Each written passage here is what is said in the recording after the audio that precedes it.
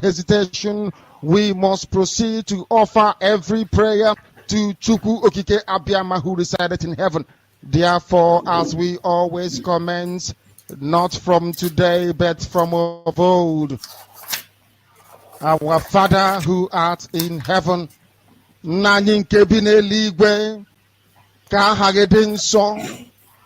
that your name may be hallowed by men, that we may bow at the mention of it, that we may offer every glory unto thee, that we may offer you every adoration and adulation, because there is none like thee. You fight our battles for us. Every blessed day you demonstrate through your kindness and your everlasting mercy that you are our Lord, our God, and our Creator. This evening we offer these your children unto thee. All over this very planet that you created, they are listening across the entire 24 time zones on this very planet where they inhabit. They are listening to your gospel this very evening, this gospel of redemption, a gospel of hope, a gospel of restoration, a gospel of renewal, this very gospel of freedom, this very gospel of emancipation, as only you ordained that this very gospel must be preached, that mankind may be set free from the eternal damnation of the creation of the British. My goodness me, I want to remain in the spirit, because we must worship heaven. We answer your name, O Lord of hosts. Everything about us is designed to offer glory unto thee. We have atoned for our sins last year. This very year we have not only atoned for our sins, we have spilled, we have shed blood, they have shed our blood.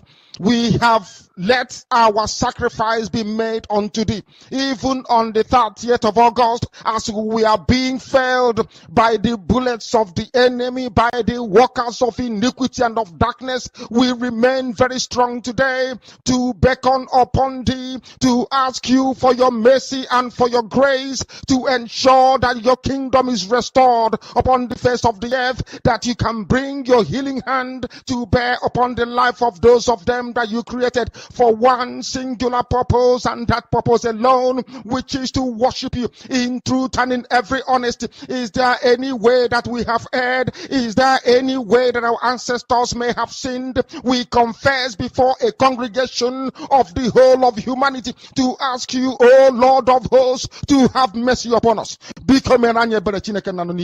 You must have mercy upon us. We have suffered enough. We have been subjugated enough. We have been tortured enough. We have been imprisoned enough. We did not do these people anything. Our only crime is to answer your name. Our only crime is to be born your children. Our only crime is to excel at everything that we place our hands into. Our only crime is to exhibit your glory and your blessing, which manifestedly is upon our lives every blessed day. That is why they want to kill us. That is why the British want to join those of them who don't know you to destroy your creation and your inheritance. You will not allow shame to befall your name. You will not allow the enemies to triumph over the lives of your children, because you created us to exist, to worship, to honor, and to praise you.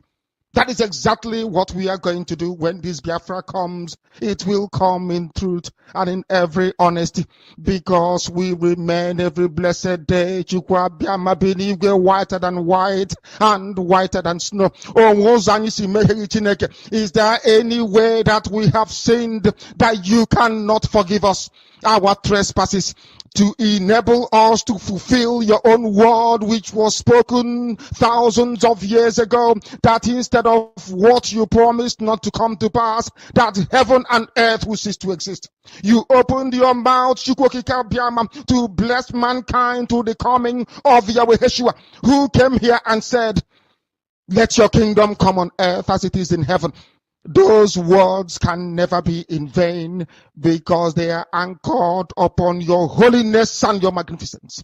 That is why in the end we know that Biafra will come, that these children that we have given birth to all over the world, and their children, and their children, and their children, as long as they give birth to them and they are Biafrans,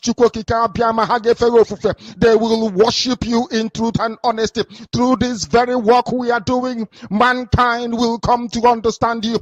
Let your miracle be wrought in our lives. Let us witness and behold your magnificence, your holiness, your mystery, and your grace under our command. O Lord of hosts, we call upon you. We call upon you to heal. We call upon you to provide succor to those them who are inconsolable. We ask you to come and strengthen those who are weak. We ask you to restore hope where there is hopelessness. We ask you for inclusion where there is destitution. We ask you for one brotherhood, one camaraderie, one bone, one blood, and one flesh of your children. The Efiks and the Bibios, the Izon, the Shekiri, the Isobos, and also those of them from Isoko. We are traveling all the way to the lands of Igala. We are moving on from there to Idoma, to Igede, to the territories of the Igbo land. All these places we dedicate unto thee. All these lands of yours, we ask you to cover it with your mercy, because Biafra will come, and when it does, we will dance on the streets. I'm telling you, by the time that we are done, humanity will think that we are mad, we are drunk in your glory, and rightfully so, because your kingdom will come to rest upon this very earth. That very kingdom is the unadulterated, non-negotiable sovereignty of the Republic of Biafra, that your will may be fulfilled in our time. All this we pray, all this we ask for, in no other name apart from that name that belongs to you. I had in sostine bigebi rone bigebi. He said,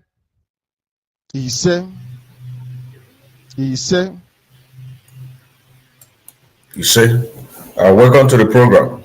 Welcome to the program. My name still remembers Odinkeman Kendele Mwachineke, aka Afro Cronkite. The very basic of our topic today is about the existence of jihadists in Biafra land, because they are there. And with the exposition that we did yesterday, and also more connection with the international supporting the damnable Zoological Republic of Nigeria in order to keep us on this abject poverty, to Islamize us and to Fulanize us. That is exactly what we're here to do. When you look at your screen, you're going to see the very topic that we have today, the existence of jihadists in Biafra land, the United Nations Human Rights Group on arbitrary detention demands unconditional release of MNK.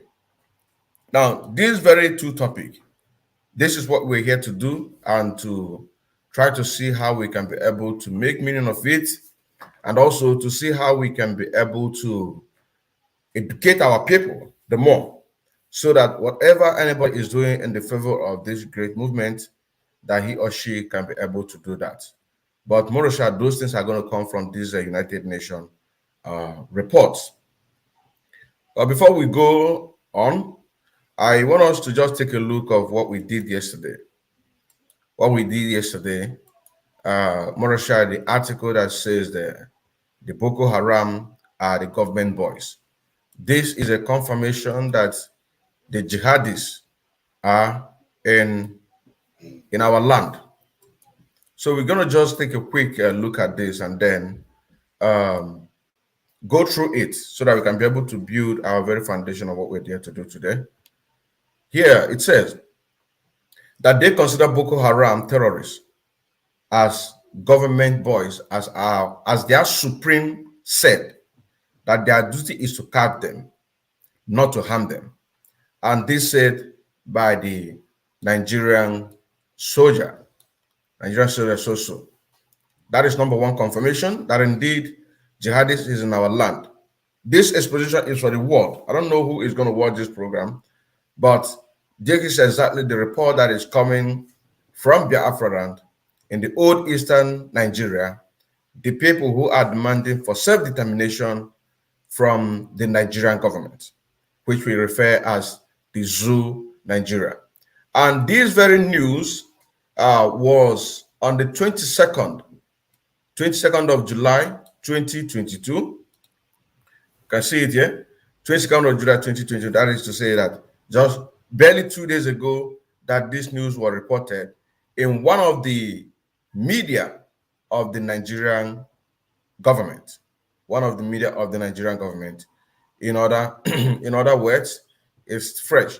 So whoever is going to see this very thing or this very article, so for you to know that whenever you hear that the indigenous people of Biafra are soliciting for arms, soliciting for weapons in order for us to defend ourselves, then know it that we are doing it within the confines of the law. And here the news went out to say that the soldiers said they have been ordered not to harm the terrorist caught, and that sadly, some of the terrorist caught escaped justice at the end of the day. Now, moving forward, so these are the image of the Nigerian army. The image of Nigerian army that with all these sophisticated weapons that are given to them by the Nigerian government, they are not allowed to use it to arm any Boko Haram member, rather to catch them.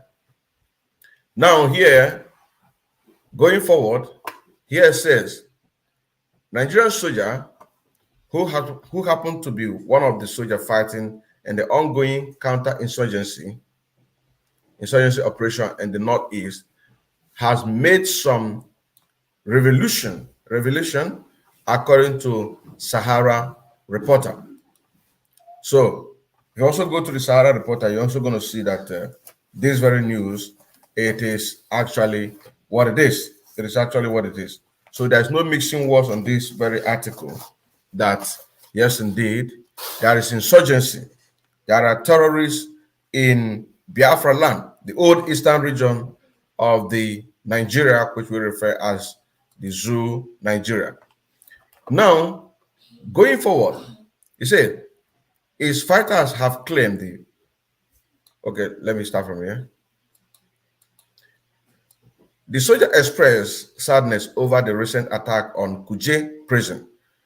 Kuje prison is one of the prisons in the Federal Capital Territory in Abuja, where they keep prisoners and the Boko Haram captured. So this is exactly what this soldier is referring to, that the soldier expressed sadness over the recent attack on Kuje prison, during which hundreds of inmates, including Boko Haram terrorists, escaped. So when we say that insurgency or terrorists are right now in the eastern region, then you will now have to make a connection that these hundreds and thousands of Boko Haram that was escaped from this very Kuje prison, where are they? Of course, they are in the old eastern region of Nigeria, which is Biafra land. Here it says, his fighters have claimed the June 5 attack on Kuje prison in Abuja. The terrorist group attacked the prison facility with explosives, killing some people, freeing many Boko Haram terrorists. But according to the soldier who is in the northeast Nigeria fighting Boko Haram terrorists, it cost the Nigerian army the life of 6 to 8 soldiers to capture a Boko Haram terrorist alive. So what is he trying to say here? He's trying to say here that for his soldiers to even capture one single Boko Haram, you have to cost them 6 to 8 Nigerian soldiers just to capture one alive. To capture one alive. That is what he's trying to say here. And one thing we have to understand is this, that in the zoo Nigeria, as we refer Nigeria, whatever they give out in the news is actually not everything. So once they say that it's 6, you have to multiply it times 3 to be able to get the round figure, what they are talking about. Once they say 8, you have to multiply it times 3 to know exactly what they are talking about.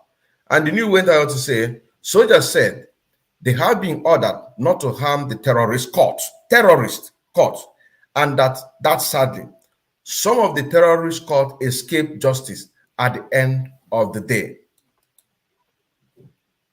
He said, some terrorists also boast when they are caught that they know that they will not be brought to justice. When they are caught, they know that they are not going to be brought to justice. Now, moving forward, the soldier condemned the Nigerian government led by President Muhammadu Buhari for forgiving Boko Haram, who have terrorized lives, killed, and made people homeless by saying they have been repented, while dismissing soldiers for fleeing after running out of arms at war front.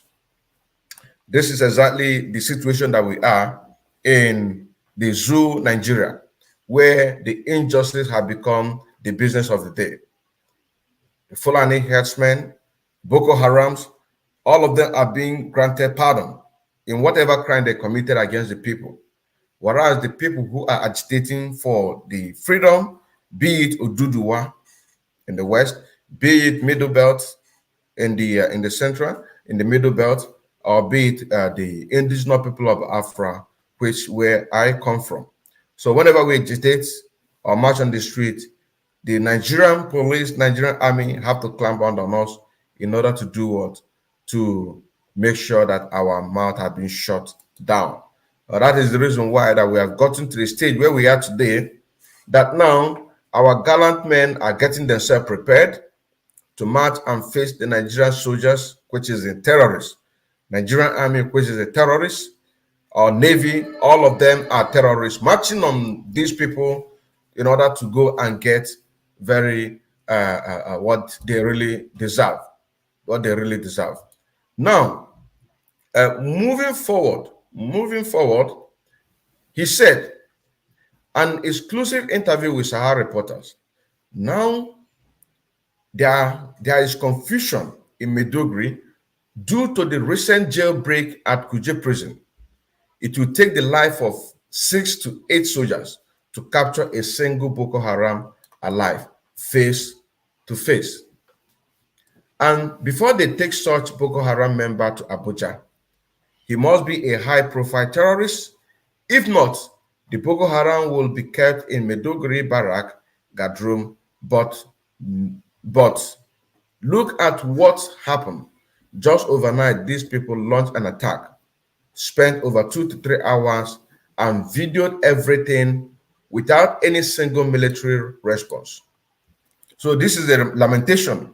This is actually a lamentation from the one of the soldiers that is making this granted this interview to Sahara reporters, that right now there is a lot of confusion in Maiduguri, that is in the northern part of Nigeria, because of the injustice. The Boko Haram are killing the Nigerian soldiers. Nigerian soldiers want to kill them in order to save their one Nigeria. But then the question that we're asking these people, if you are from the old eastern region, if you are from the west or the middle belt, what are you still doing there? That is a question. It takes a life of 6 to 8 soldiers to capture a single Boko Haram. That is a suicide mission. Why can't you take those guns and go to your place, organize yourself? Organize yourself so that you can be able to fight this very government that is killing everybody, granting Boko Haram Fulani herdsmen pardon. That they are even boasting that even if you catch them, nothing is going to happen to them. So what are you still doing there? So that we will know that everybody who is there is nobody but terrorists. Because, but if you mix yourself because of how much they are giving to you, you are wasting your time. Because at the end, they are still going to launch attack in your villages, kill your parents, kill your mother, kill your sibling, kill your villagers, and occupy that very place. So the best thing that you can do is to organize yourself, take whatever that you can, and do what? And find a way to fight the Nigerian government. Because you people can't just be there thinking that the Zoo Nigerian government are going to do anything. That is stupid. They are not going to do anything. They are even the guns that they are acquiring from all over the world, borrowing money from here and there. What are they doing using this money for? They are using it in order to do what? To sponsor, to arm these Boko Haram Fulani herdsmen. The more to come to your villages. So it will be very, very stupid and foolish to serve a country that does not have any value for you or for your family. Go to the all across the country of the Zoo Nigeria. There is nothing like infrastructure, no education, no clean water. And yet people are still clamoring for one Nigeria.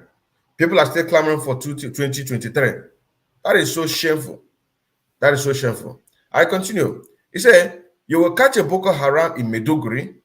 You will get an order. Don't harm him. And within 24 hours, the person will disappear. And any other soldier that torture them, they will put you into guard room and give him IHL imprisonment with hard labor. They will tell you it is not your duty Your duty is to capture them and do not have power to do anything to them. So you see, their duty as the order is given to them by the Zoo Nigerian government to capture them, but not to harm them. So the people that is watching this program, I believe that all of you are supporting the Eastern Security Network. But what about the people who believe in one Nigeria? Most of this thing that we are talking here, we are saying this thing, we say this, and you think that we're just making blah blah. This is reality. You know what I'm saying? This is actually reality. There is nothing, there is no magic. This is actual reality. You support one Nigeria. You are supporting Peter Obi. Who told you that Peter Obi is going to save Nigeria? The man that is going to save everybody living in Nigeria is nobody but Nnamdi Kanu. The person who is going to save everybody living in Nigeria is nobody but Ohamadike Nnamdi Kanu. That is the only person. If you are hoping for any second, you know what I'm saying now? There is no other way. The only man that everybody in the Zoo Nigerian government listen is Nnamdi Kanu. You understand now? And that is why they hold him there, because they know when they captured him, they put him there, they are going to destabilize what we are doing. But hey, they mistakenly. So now that we are here, are you following the footsteps of Nnamdi Kanu? You used to listen to him. You call him holy, holy, holy. But now you have abandoned him. You are agitating for Peter Obi. You are agitating for New Nigeria. But the very man who have given all, he lost his father in this struggle. He lost his mother in this struggle. He lost his cousin in this struggle. Other people lost, but the man who started this struggle from the beginning up until this day, right now he is in the SS dungeon for over 1 year. And people are talking about Peter Obi. Who told you that something that Goodluck Ebele Jonathan, during his tenure as a president, what he cannot do at that time, when he had the power to challenge whosoever that challenged him, for not allowing him to do what he's supposed to do. As a president, who else do you think that is going to do that? Of course, nobody. That is why we're letting you to know that the only way is to support this great movement. He said, the sad news now is that upon the loss of soldiers and equipment, thinking government will do everything to bring these terrorists to book and do the needful. The news we heard is that the government has sent them free, and not only that, they are giving them skill acquisition so that they will be able to fit into the society. So, when I say that the jihadists are in Biafra land, this is exactly what I'm trying to say. For our people to understand exactly what we're talking about. He said the sad news is that upon the loss of life of soldiers, because it takes 6 to 8 life of soldier to capture a single Boko Haram. Upon that, they still set them free. Then what are you still doing there? That is a question. Kedu ka na-eme there? Kedu ife ka na-eme there? What are you still doing there? Get yourself, get your ass together and do what you're supposed to do. You're also saying now, do what you're supposed to do. Do not hope on anybody. That is why I don't allow myself to be deceived by anybody.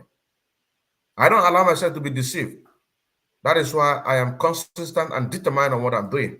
I don't allow to, because we have our common sense. If something is not working right, you should know. As a Nigerian army, and you are from any part of the country, you know that this is not working right. What are you doing there? After the loss of lives of soldiers for capturing one single Boko Haram, yet their person will be set free. So what are you doing? What are you doing? Now, I want to say that Boko Haram has been terrorizing the town, making people homeless, making people lose lives and property.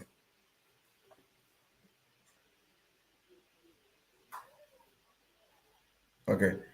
Making people lost life and property. Then wait for the consequences.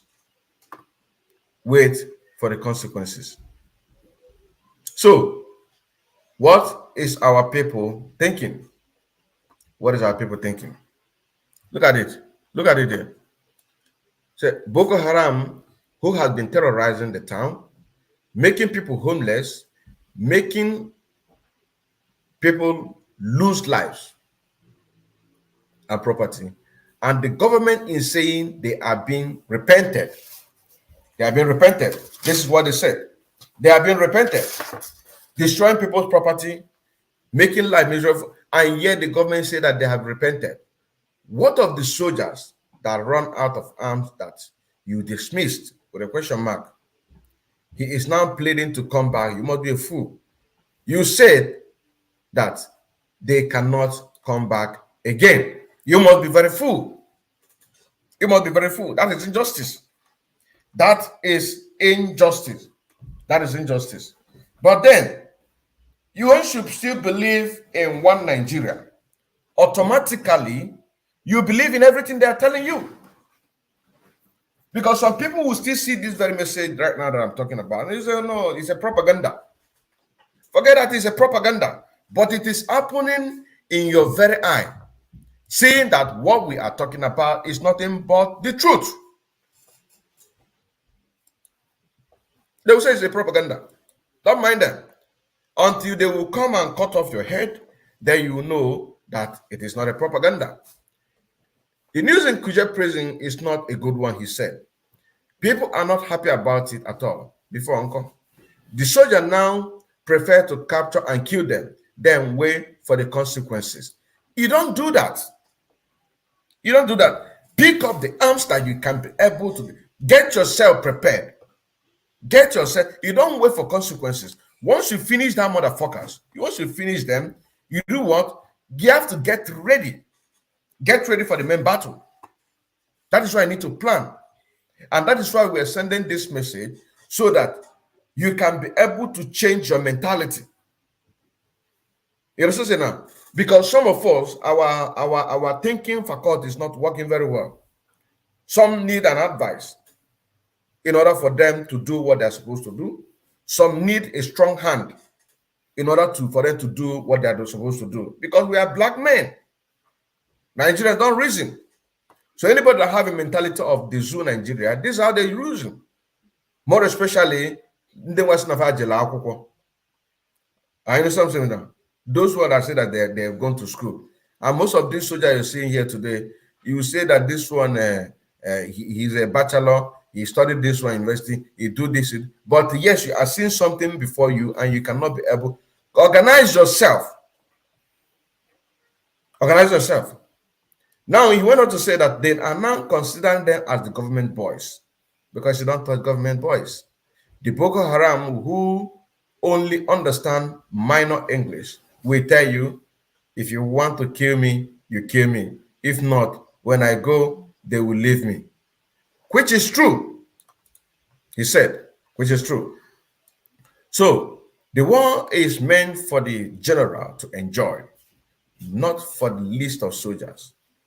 You don't have mind to talk, and when you do, you are in trouble. Even though you leave this country, they will still track you, except you will not use handset. Even our allowances, they keep sliding from it, including station allowances ahead. Now, you don't run away. A soldier don't run away from the battlefield. A soldier, as long as you are fighting a just cause, you know what I'm saying now? As long as you are fighting a just cause, you don't run away from a battlefield.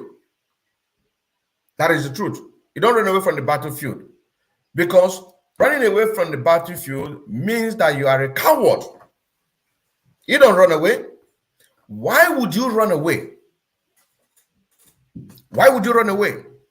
You don't run away.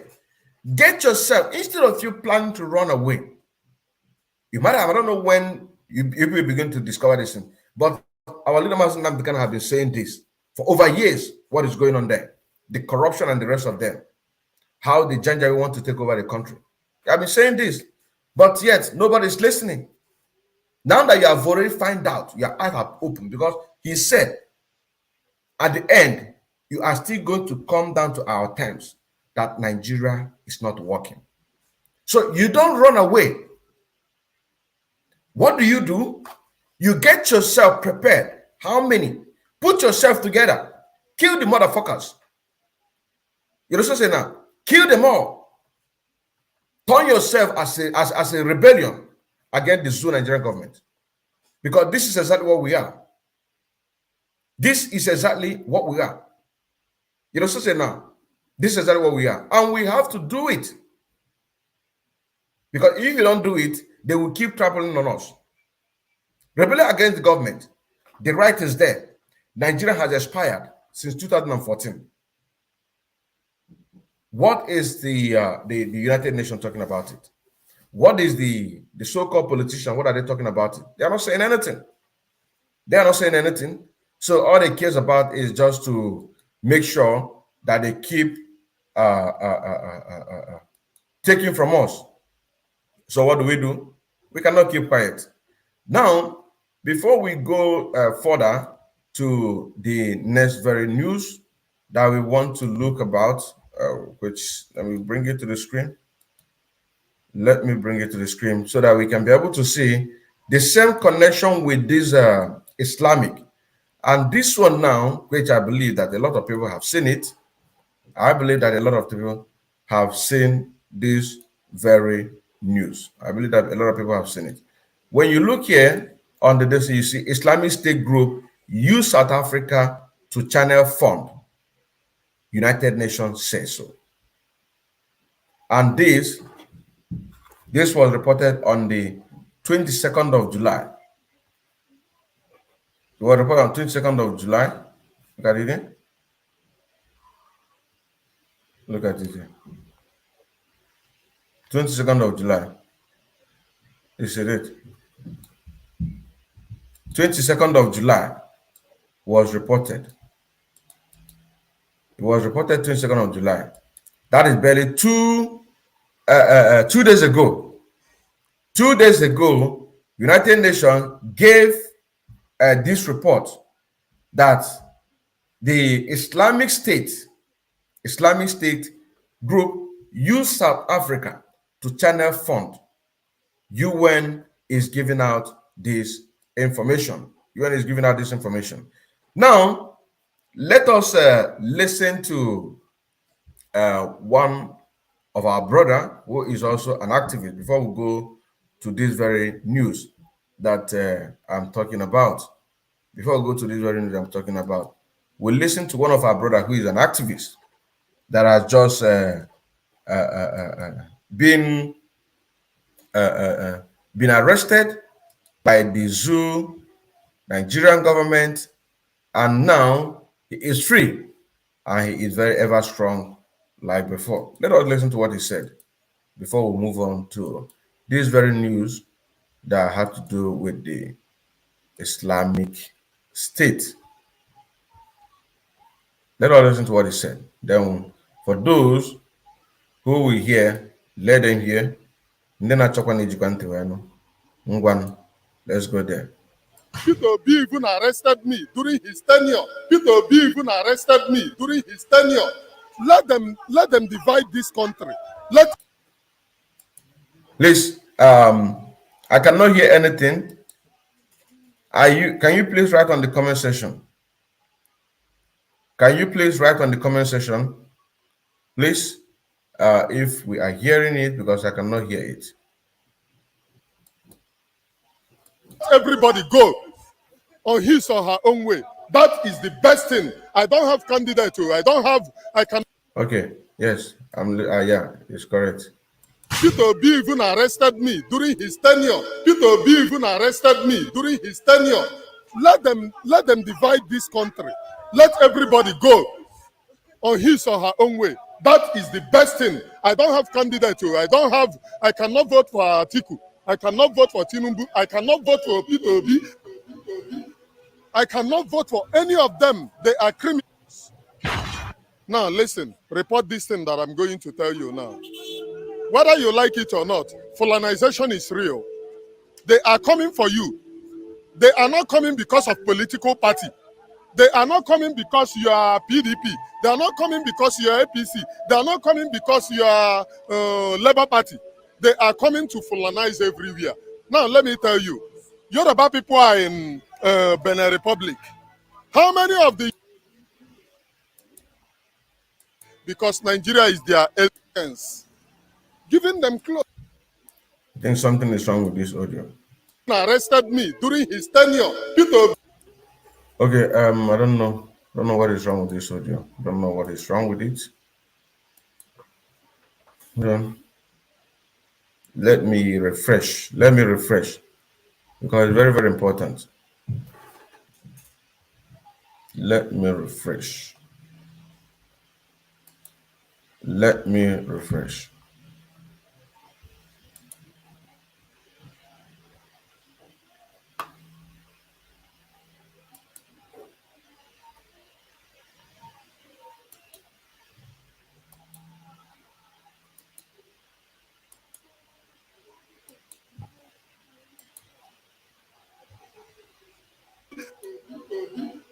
I cannot vote for any of them. They are criminals.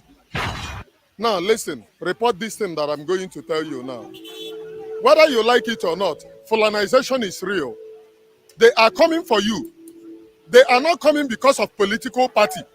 They are not coming because you are PDP. They are not coming because you are APC. They are not coming because you are Labour Party. They are coming to Fulanize everywhere. Now let me tell you, Yoruba people are in Benin Republic.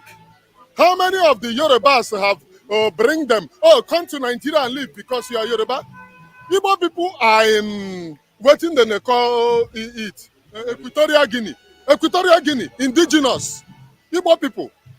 How many Igbos have gone there to tell them, oh, come and live in Nigeria because we are Igbo?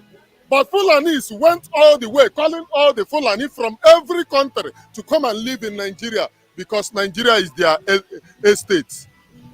Fulanization of Nigeria is real. They are not doing it because you are Muslim. They are not doing it because you are Christian. They are doing it because they believe that Nigeria is the estate of their grandfather. Let me clear my stand. I don't have a candidate for any election. I cannot vote for Tinubu.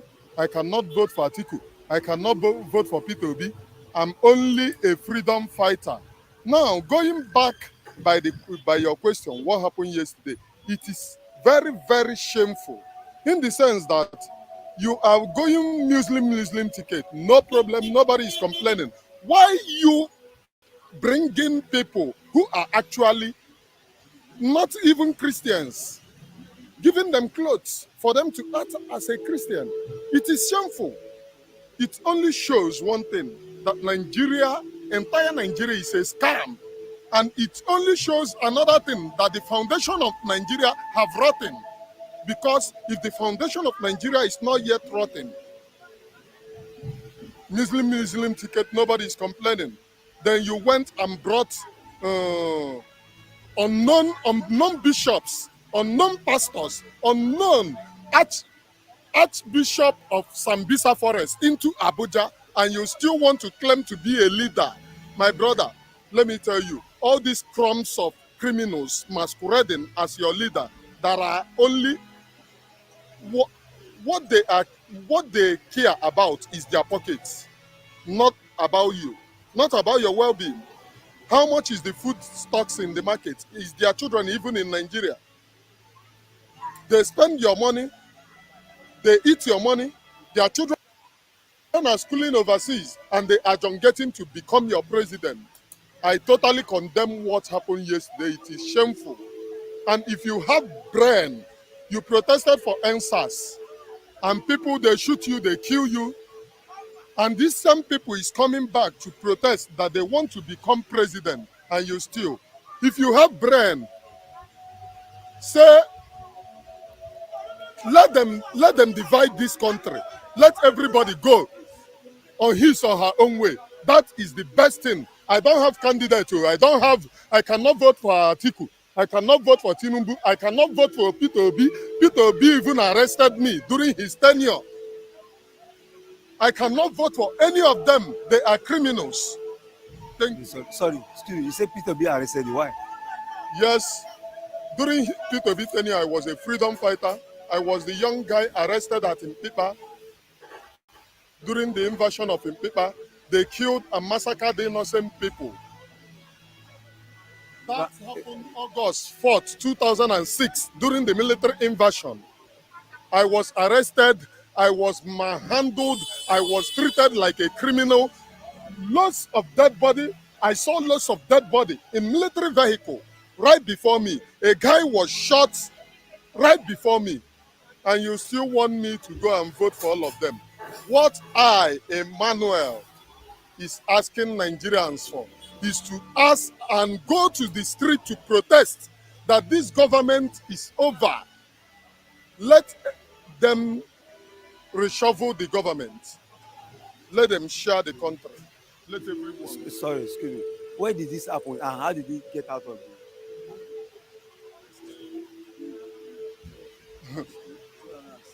it? During that time, it was horror. When they arrest you, some of them are still in the prison now. Some of the people since 2000, one of the noticeable one is the one that they release. It's all over in the news now. They won in court after 15 years in detention. It's all over in the news. They won in the court. They were arrested just like as they arrested me. So, One was miracle. I don't have to go to details of what happened, but I'm here now to answer your questions. But a lot of my friends are dead. A lot of them died. Young, promising people died because they won their freedom. Freedom fighters. this is a life, this one, life witness. And we all know him. You can see the grievances. Let's continue. Let's continue. So are you saying you are from are you saying you are from Anambra State? No, I was born and brought up in Anambra State. I'm from Imo State. Look at my state. My state is even Sambisa Forest. Sambisa Forest that you talk about in the north is in my state. Killing young people. And these people are coming back to tell you, vote 2023. By 2023, will you be alive? As they are killing you everywhere. There is Fulani herdsmen which they force you news people to report that they are bandits. There is nothing like bandits. All of them are Fulani herdsmen. Bandit does not exist. It is only orchestrated by the government in order to cover their crimes. They know that bandits are Fulani and they know that bandits are their people. They orchestrate it to cover their crimes. And everybody is talking about 2023 without talking about you can never move from here now to Ogun State with your mind calm. Every time you move in fear in Nigeria and you still talk about 2023. I pity everyone. Thank you very much.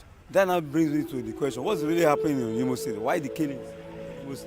Why the killings? You go and ask the governor.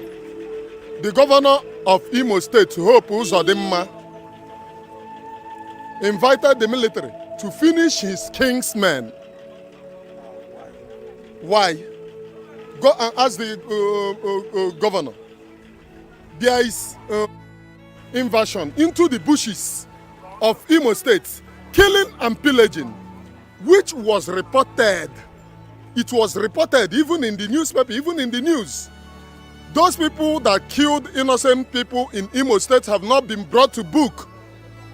When people protested, he invited the military to cover up the people committing the atrocity, and the rest becomes the story. The rest is what we are suffering in Imo State today.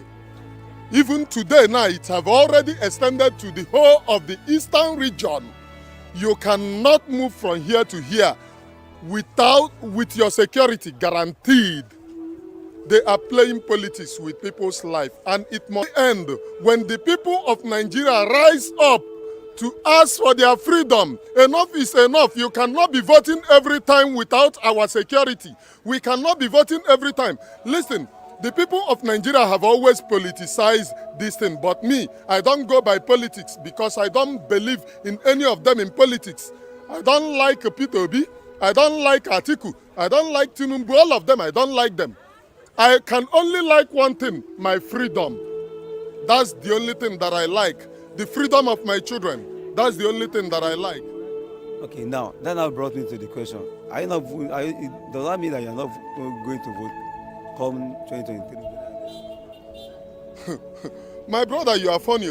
Does it mean that I'm not going to vote come 2023? Voting on which constitution? Okay, what's the solution? The solution is mass protest. Protest against you see what happened in Sri Lanka? When the people of Sri Lanka stood up, they walked and they reclaimed their freedom. The masses are going to the solution is mass movement, mass protest, revolution can only stop these people, not by any other thing. It is revolution.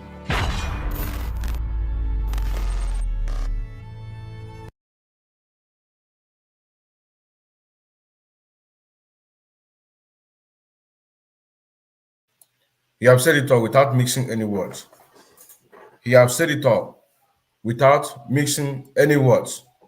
Now, going by the sponsorship of these terrorists and how they are smuggling money into the Zoo Nigerian government in preparation on what this our brother is talking about. Because they are here already. They are here already. Now, look at the news.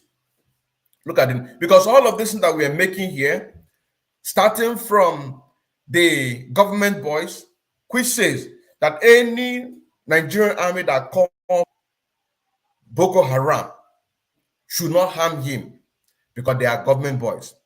With the testimony of this, our brother, on what he went through, even right when Governor P2B was a governor in Anambra State, what he passed through. and the solution, giving a reference of what happened in this Sri Lanka. Now, coming to this next point that we are about to show to the world right now on how they are bringing weapons, money, an Islamic State. Look at it there. An Islamic State groups use South Africa to fund and channel money into the zoo, Nigeria. And this was just recently. Look at it there. On the 22 July 2022.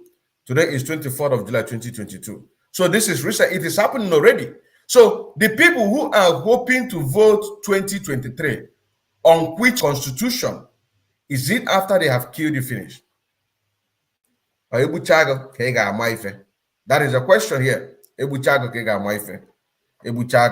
And then our people here in diaspora, are you paying your own tithes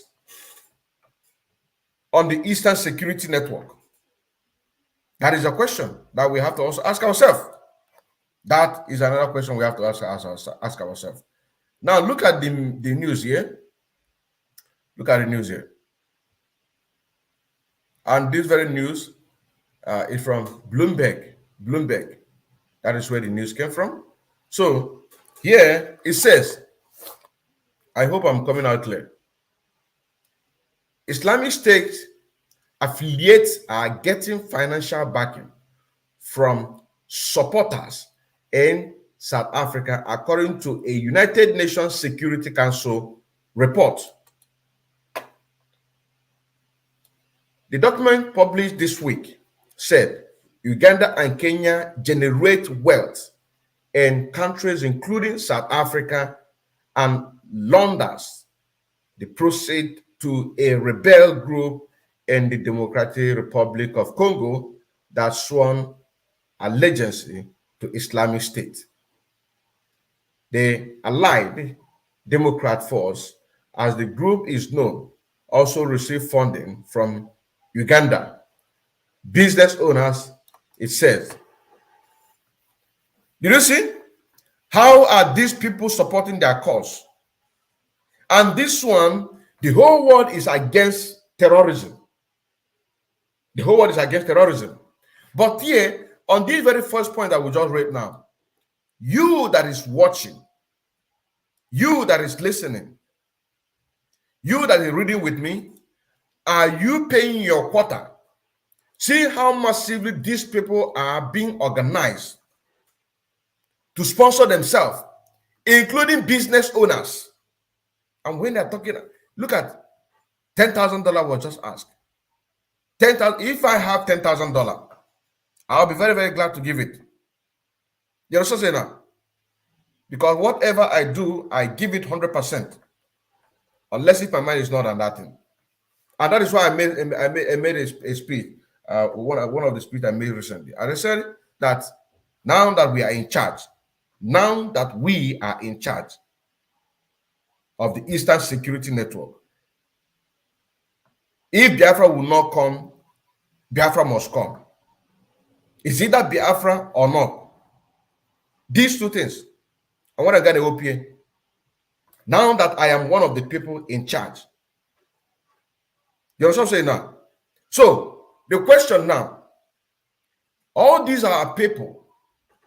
What are they doing? You have all this money.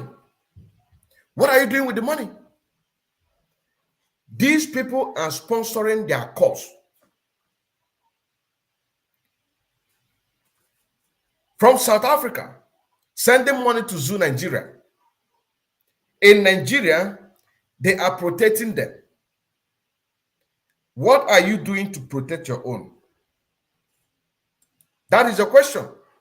What are you doing to protect your own? That is a very, very question that we must have to answer. We have to answer this question. I'm telling you honestly. I'm telling you honestly. Now, you said the ability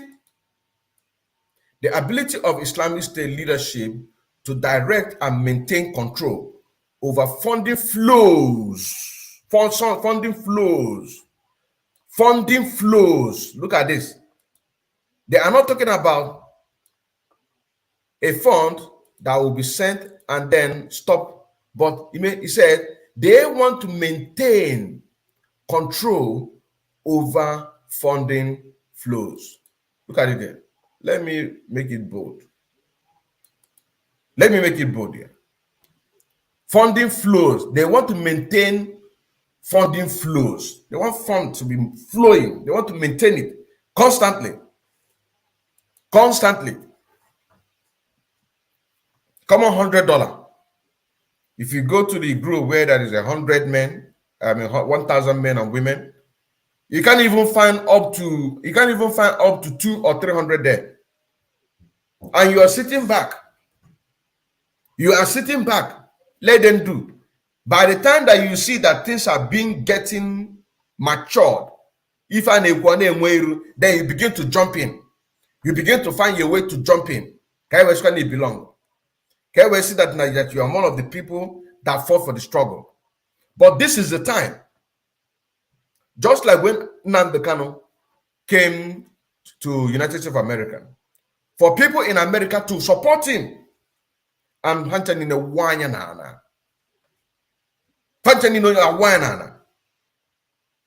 today we are here now. Everything has become clear that even the Islamic State, they are working tirelessly to have a maintain of control of overfunding flow. They want to have it excess. They don't want money to be their problem. Then what is wrong with our people? What is wrong with our people? That is the question. What is wrong with our people? The Islamic State want to maintain flows. They want to maintain the funding flows to the global affiliate. But now let me read this in again. The ability of Islamic State leadership to direct and maintain control over funding flows to global affiliates remains resilient.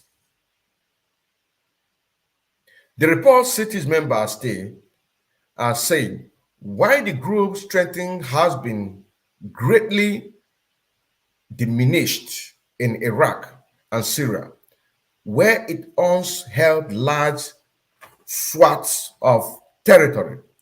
Its propaganda focus has shifted to groups that have pledged allegiance, including those in Afghanistan, Afghanistan. Look at it. It is here. Afghanistan and Africa. Look at Nigeria. They have already included Nigeria. They have already included Nigeria. Our people make una desiamo. Look at it here. Make una desiamo. Because even some, as you are saying this thing, they are saying it's a propaganda. Nigeria is here, Afghanistan. They are now looking for small group that will pay allegiance to them. Morrisha in Afghanistan and Africa. Full stop. Now let us hear what they say about Nigeria. Let us hear what they say about the damnable Zoological Republic of Nigeria. Let us see what they say about Nigeria. They say in Nigeria, the DRC and Mozambique affiliate has been creeping havoc. DRC, that is the Dr. Congo. Dr. Congo in Nigeria and the Dr. Congo played an allegiance to this Islamic state, having a huge funding flow from the South Africa. Now in Nigeria and Dr. Congo and Mozambique, affiliate has been creeping havoc. So what are they trying to say here? Between the Nigeria, Dr. Congo and Mozambique, they are having competition. Who is going to work the most?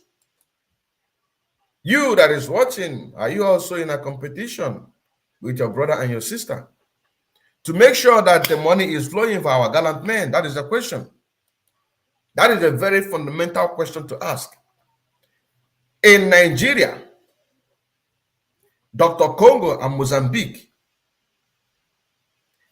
they have been causing havoc in these three countries by the allegiance that they pay to these people in Africa. So are you also in competition? That is a question.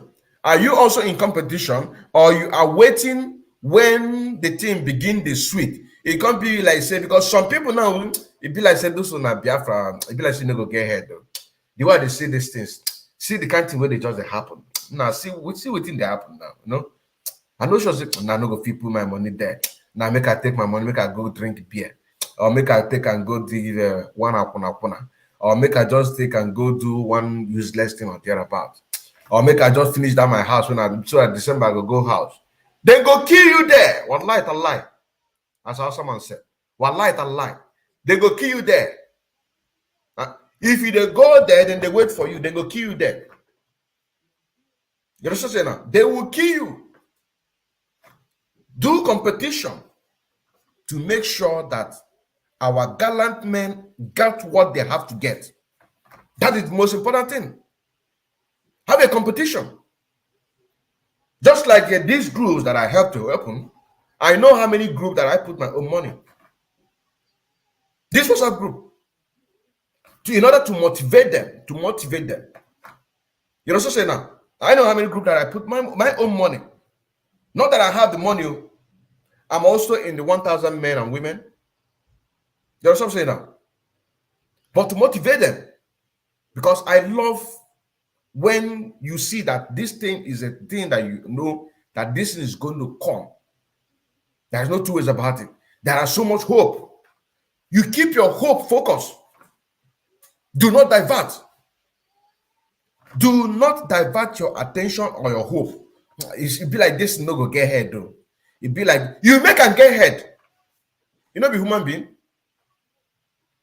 It be like you no go get ahead though. You make it get ahead. Look at. They have control. Almost in all the whole of Africa. But where they are causing havoc, Nigeria is number one. Look at it here. Dr. Congo, and Mozambique. These three people. Now, when you check in the terrorist decks, maybe Nigeria is number one or number two. So what am I trying to say here? Start a competition.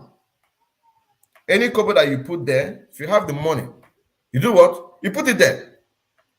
You're also saying that. If you have the money, put it there. No matter how much you have. If you have 10,000, join. Call me. If you have 5,000, call me. Pay. Send it to me. I will send it to Umwada. You know what I'm saying now? So let us begin to do something. Let us begin to do something and have a competition. A positive competition. A positive competition. You know what I'm saying now? So that we can be able to achieve what we have to achieve. Look at what it says here. It said the IC leadership direct transaction involve global affiliates. The recipients include its branch in Afghanistan.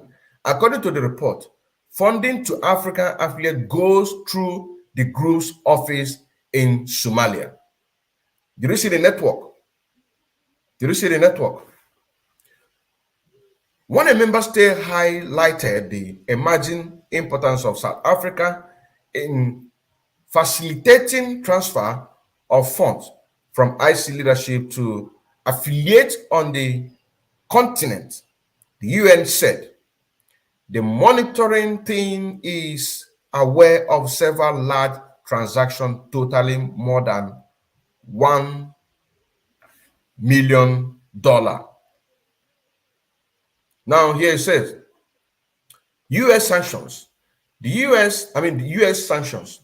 The US in March sanctioned 4 people living in South Africa, accusing them of exploiting the country's financial system to facilitate funding for ICC branches and network across Africa.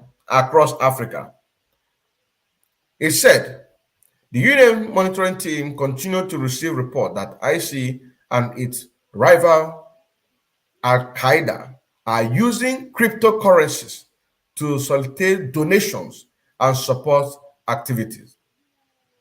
The Somalian-based Al-Qaeda's most powerful African affiliate has $24 million available annual for spending on weapons and explosives. According to the report, the group earned between $50 million and $100 million, it said. Full stop. Look at it. This is it. So what are we now talking about? Can you find it? What are we talking about? What are we talking about? That there is insurgency in our land right now as we speak. They are everywhere. Army have come out to say that the Boko Haram are government boys. They don't touch them. It takes the life of 6 to 8 to catch one person. And at the end, they are going to leave them. At the end, they are going to leave them. So this has now become a concern that our people really need to wake up. I don't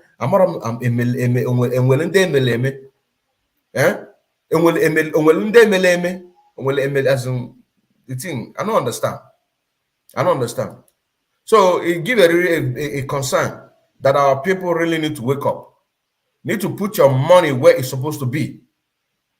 You know, so say now, you need to put your money where it's supposed to be. You really need to put your money where it's supposed to be. Because if you don't put your money where it's supposed to be, then you are making a great mistake. Very soon now, hey, Biafra come, you begin to put. You will not provide. You will not provide now, no, now that we need it now the most. The men are on the ground. They are crying. They need help. We are here to help them. You also say now, we are here to help them. You have the money. There is no amount that you have that it is too big. There is no. You also say now, there is no amount that you have that is too big. If you have a friend said that if he has $100 billion, you also say now that he's going to give this money. If you have $100 billion, that he's going to give it. And so me too. If I have $100,000, I'm going to give it. Because there's nothing like freedom. That is nothing like freedom. And giving it not mean that I will expect it back. Because I remember some time ago when a lady called our leader, Nnamdi Kanu, and said to him that he wants to sell his house. You also say now, he wants to sell his house. I mean, she wants to sell her house in order to donate that very money into the ESN. That was in 2021. And our leader said, you want to sell your house? I say, yes. And give the money to ESN. And later you take the money back. Okay. Why? What happened to the people that have already lost their lives? How do we bring those people back? This is the question. This is the question that our leader Nnamdi can ask. How do we bring the people that already lost their life?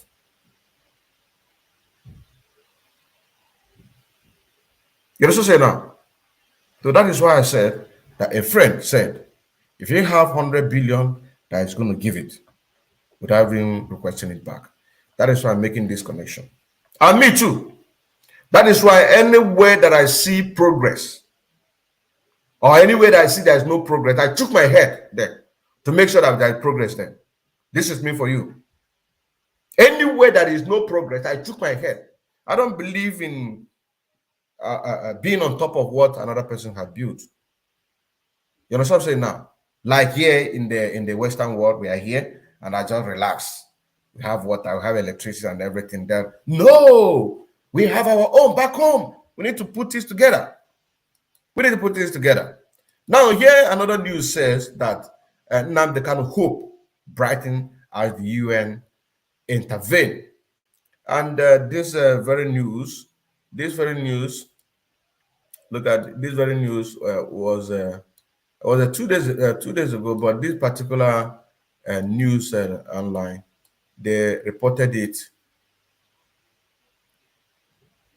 They reported it today. Today is 24th. So look at it here. Look at it here. Because all of these things making sense. It is making sense. I cannot see where the Zulu Nigerian government will go to South Africa to abduct our leader, in Kenya, to abduct our leader, Nnamdi Kanu, without any judicial process. You know what I'm saying now? Okay. Then you have Boko Haram in the Zulu Nigerian government that they are now first-class citizens, that you can't even touch them. Okay. You now see another report from a confession of a fellow Biafran, what he had passed through, telling everybody there is no hope for Nigeria, that what they are marching is Fulanization. Is all this is not making sense? Of course, it's making sense. Now, this report that we saw here by the United Nations, we cannot hope on this because this is one of the things with our people. Once they see such a news, now remember, after the NSAT ended, the UK Parliament, what did they do? A lot of people follow their debate in their parliament. I say, make una forget this thing. Focus on what una they do. Forget about it. Because all of these are politics. How can United Nations be monitoring an ICC, making transactions all over the world, using the businessmen that they sanction? Is that not a business? What are you talking about? Who is deceiving who? Who is deceiving who? Let us go back to that news. Can you make a global analysis there? Who is deceiving who? Who is deceiving who? Let us go back to this news where they say that they sanctioned them. Who is deceiving who? Don't deceive us. Do not deceive us. Where did they say that they sanction? Who they sanction? Look at it here. U.S. sanctions. Look at it here. U.S. sanctions. They say the U.S. in March sanctioned 4 people living in South Africa, accusing them of exploiting the country's financial system to facilitate funding for ICC branches network across Africa. In March, they sanctioned them. Now, the United Nations have been monitoring this group from South Africa. I don't know how long. They are very much aware. So let me tell our people what happened here. The United States of America, they are very much aware of all these things. They are very much aware. So sanctioning these 4 people is to kind of give them a way to have a free, free time business, to do what they have to do. If not, how many of them have come out to say that Nnamdi Kanu must be released, put a pressure to the Nigerian government? Have they come out? Sometimes when they play this game, this undercover game, this is a part of undercover game. Sanction them to just shift them on one side for them to do what they're doing. All they want is the resources of Africa. The Islamic State can do whatever they like. If that is not true, let them prove us wrong. Let them prove us wrong. It's me that said it. Afro-concrete of Biafra. It's me.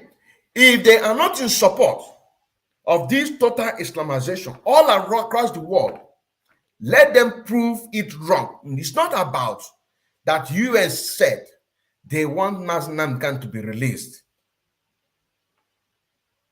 You understand what I'm saying now? It is not that they said, let it happen today, tomorrow. It is not in 6 months, because we're going to read that news. I saw somewhere where they say 6 months time. That is after 2023. What gives you guarantee? I'm talking to our people now. What gives you the guarantee that these people are going to do what they said? A lot of people will still be hoping on it. You can never get your freedom unless you ask for it. Our leader, Nnamdi Kanu, he has taught all around the world. Somebody told him a better truth. If you want your freedom, you do what you have to do. So if you that is watching me, you are not contributing financially into the Eastern Security Network, then you are doing yourself. I must tell you, you must be a very fool. A big fool that allowed himself. You allowed your father's house to be taken by a stranger. You allow your father's compound to be taken by a stranger. If you are watching me right now, or you are going to watch this program later, and you are not participating in supporting the Eastern Security Network, you must be a fool at this particular moment. You must be a fool. If you are supporting one Nigeria and you are watching me, Nigeria will happen to you. Look at how the terrorist organization are organizing themselves. And as they are protecting them in Nigeria, as we just heard the news that we read, you don't touch them. They are government boys. So also they are protecting them in Uganda. I mean, what is it? In Dr. Congo and Mozambique, according to what we just read now. So also they are protecting them. So they can kill you, kill your mother, kill your father, kill your cousin, wipe up your whole village, but you don't have any right to touch them. Even the military, they are still going to wipe all of you out as long as you are not their member. They are all going to wipe you out all. So it is about making sure that the whole of Africa is under Islamization. So sanctioning 4 people is to give them a way to do their illegal business. Because according to the UN have been monitoring them, making donations 24 to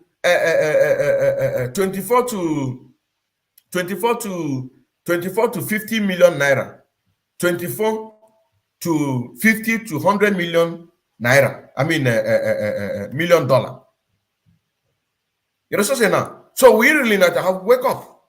So let us continue with this very news that we are reading. Let us continue, because our people are so dumb. Honestly, you know, to pay our people, that is a kind of just beating around the bush.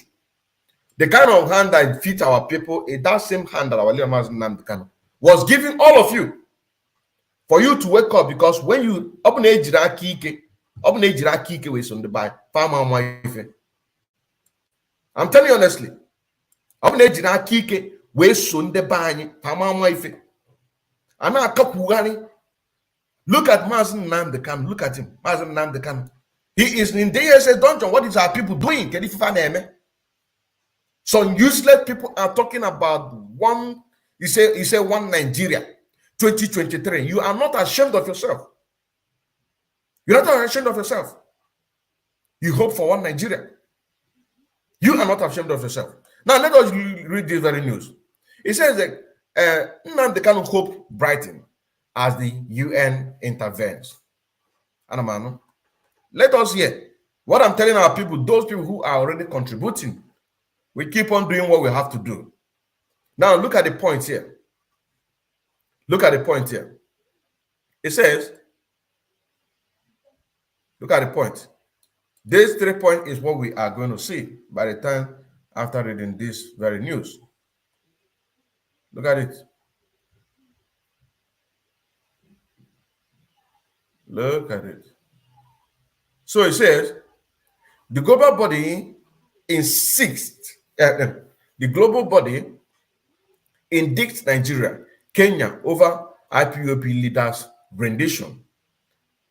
Orders federal government to release him within 6 months, pay compensation, demands punishment of officers responsible for his torture, rights abuse.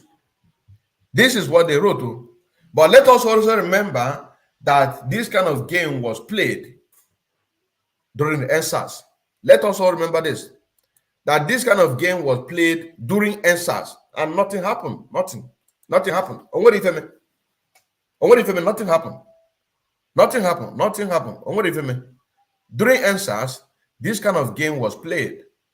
So do not be deceived. Let your eye be on the ball.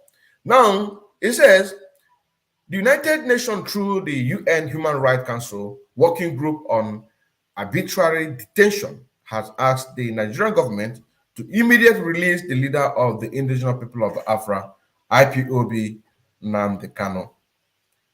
Unconditional release, unconditional, and pay him adequate compensation for the arbitrary infringement of his fundamental human rights. Now, these are the things that the lead council are being asked. Okay. Now, let me just leave this one. Let me just read the news. So, the UN body also indicted the government of Nigeria and Kenya with its arrests, extraordinary rendition, torture, and continual incarceration without a trial. The UN body also advised that those responsible for torturing Kanu be held accountable and punished, and it instructed the federal government to submit a report details its opinion on the matter and the action it has been taken to implement all of the recommendations within 6 months of receiving them. Now, going forward, because we must continue. Now, it says,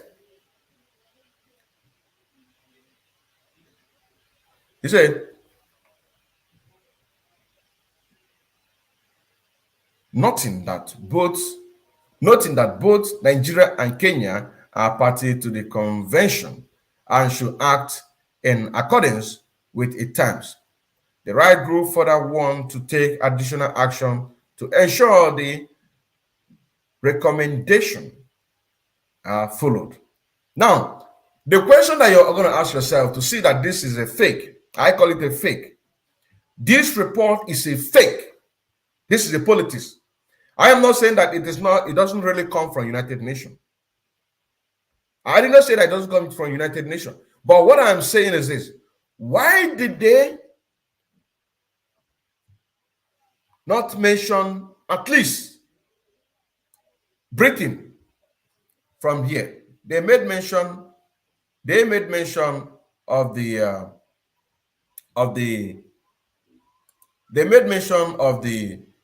Nigeria and Kenya are party to the convention and should act in it.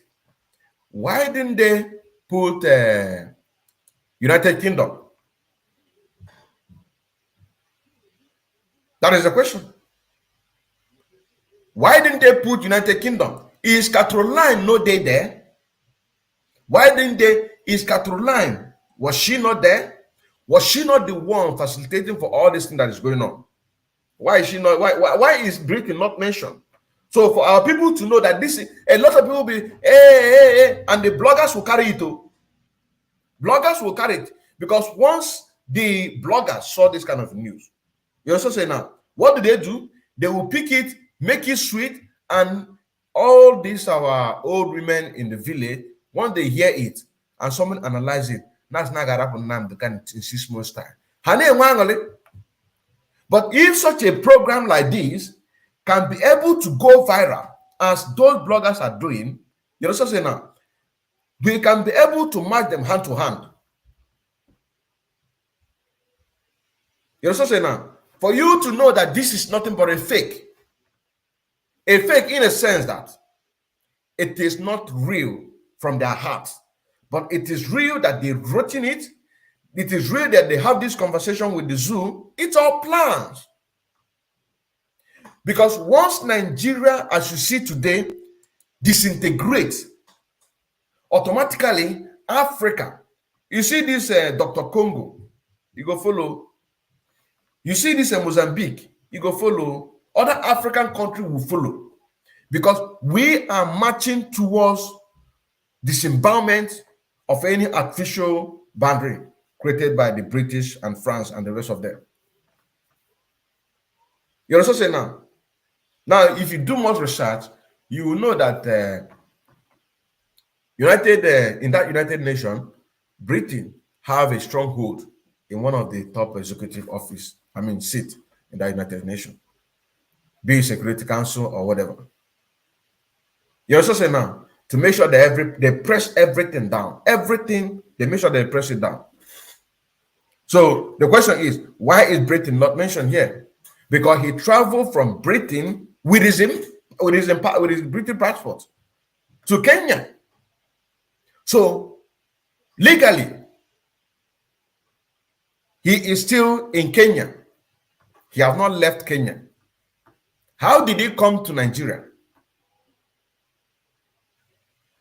So if they want to be at least be a little bit honest to themselves, they would have said, they also say now, to return Nnamdi Kanu under 1 month back to Kenya.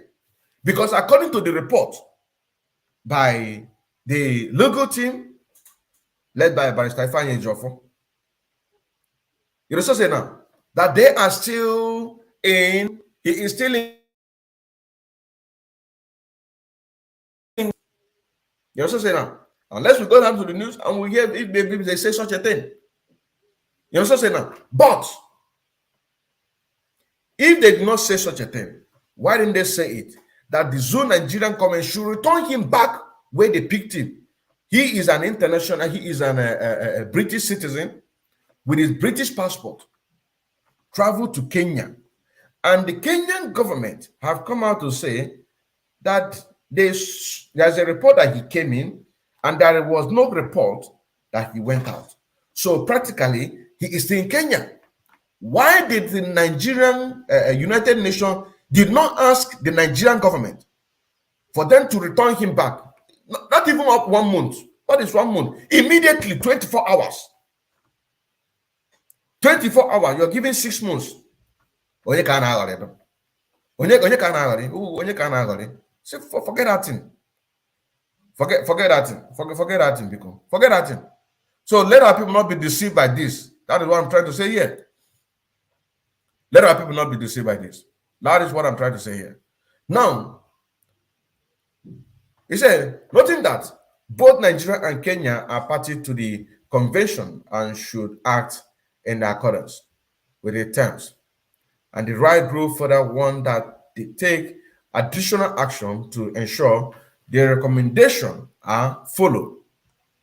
Okay, I now go. The UN forwarded Kanu's torture case for additional consideration to the special rapporteur on torture and other cruel, inhuman, or degrading treatment or punishment. Popular right now. This is popular right now, as I said. It is popular right now. It is popular right now. Okay. We have to also make this broker go popular. We also have to make this program go popular so that our people can reason. Let our people be reasoning. Because our job here to open their brain, put 1 or 2 things so that they can be able, it without one knot, it without cause it that is what we're here to do. Put our people in a direction for them to reason. He said this instruction was included in a 16-page report with a July 20th, 2020, due to the date the working group on arbitrary detention at its 93rd session adopted on April 4th. A paper was marked opinion number 25, 2022, concerning Mr. Nwaneke Anyi Nnamdi Kanu. Look at opinion. Oh. It is an opinion. Oh. Look. Oh. I quote. Oh. Look at it. Oh. For people who are jumping. Let us read it from here, then come back again. He said, the instruction including in 16-page report with a July 20th, 2022, due to the date that the working group on arbitrary detention at its 93rd session adopted on April 4th. Full stop. The paper was marked opinion number 25, 2022. Opinion number 25. So how many opinions? So there have been so many opinions.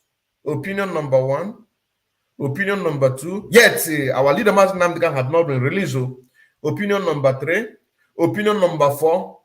Yet he has not been released.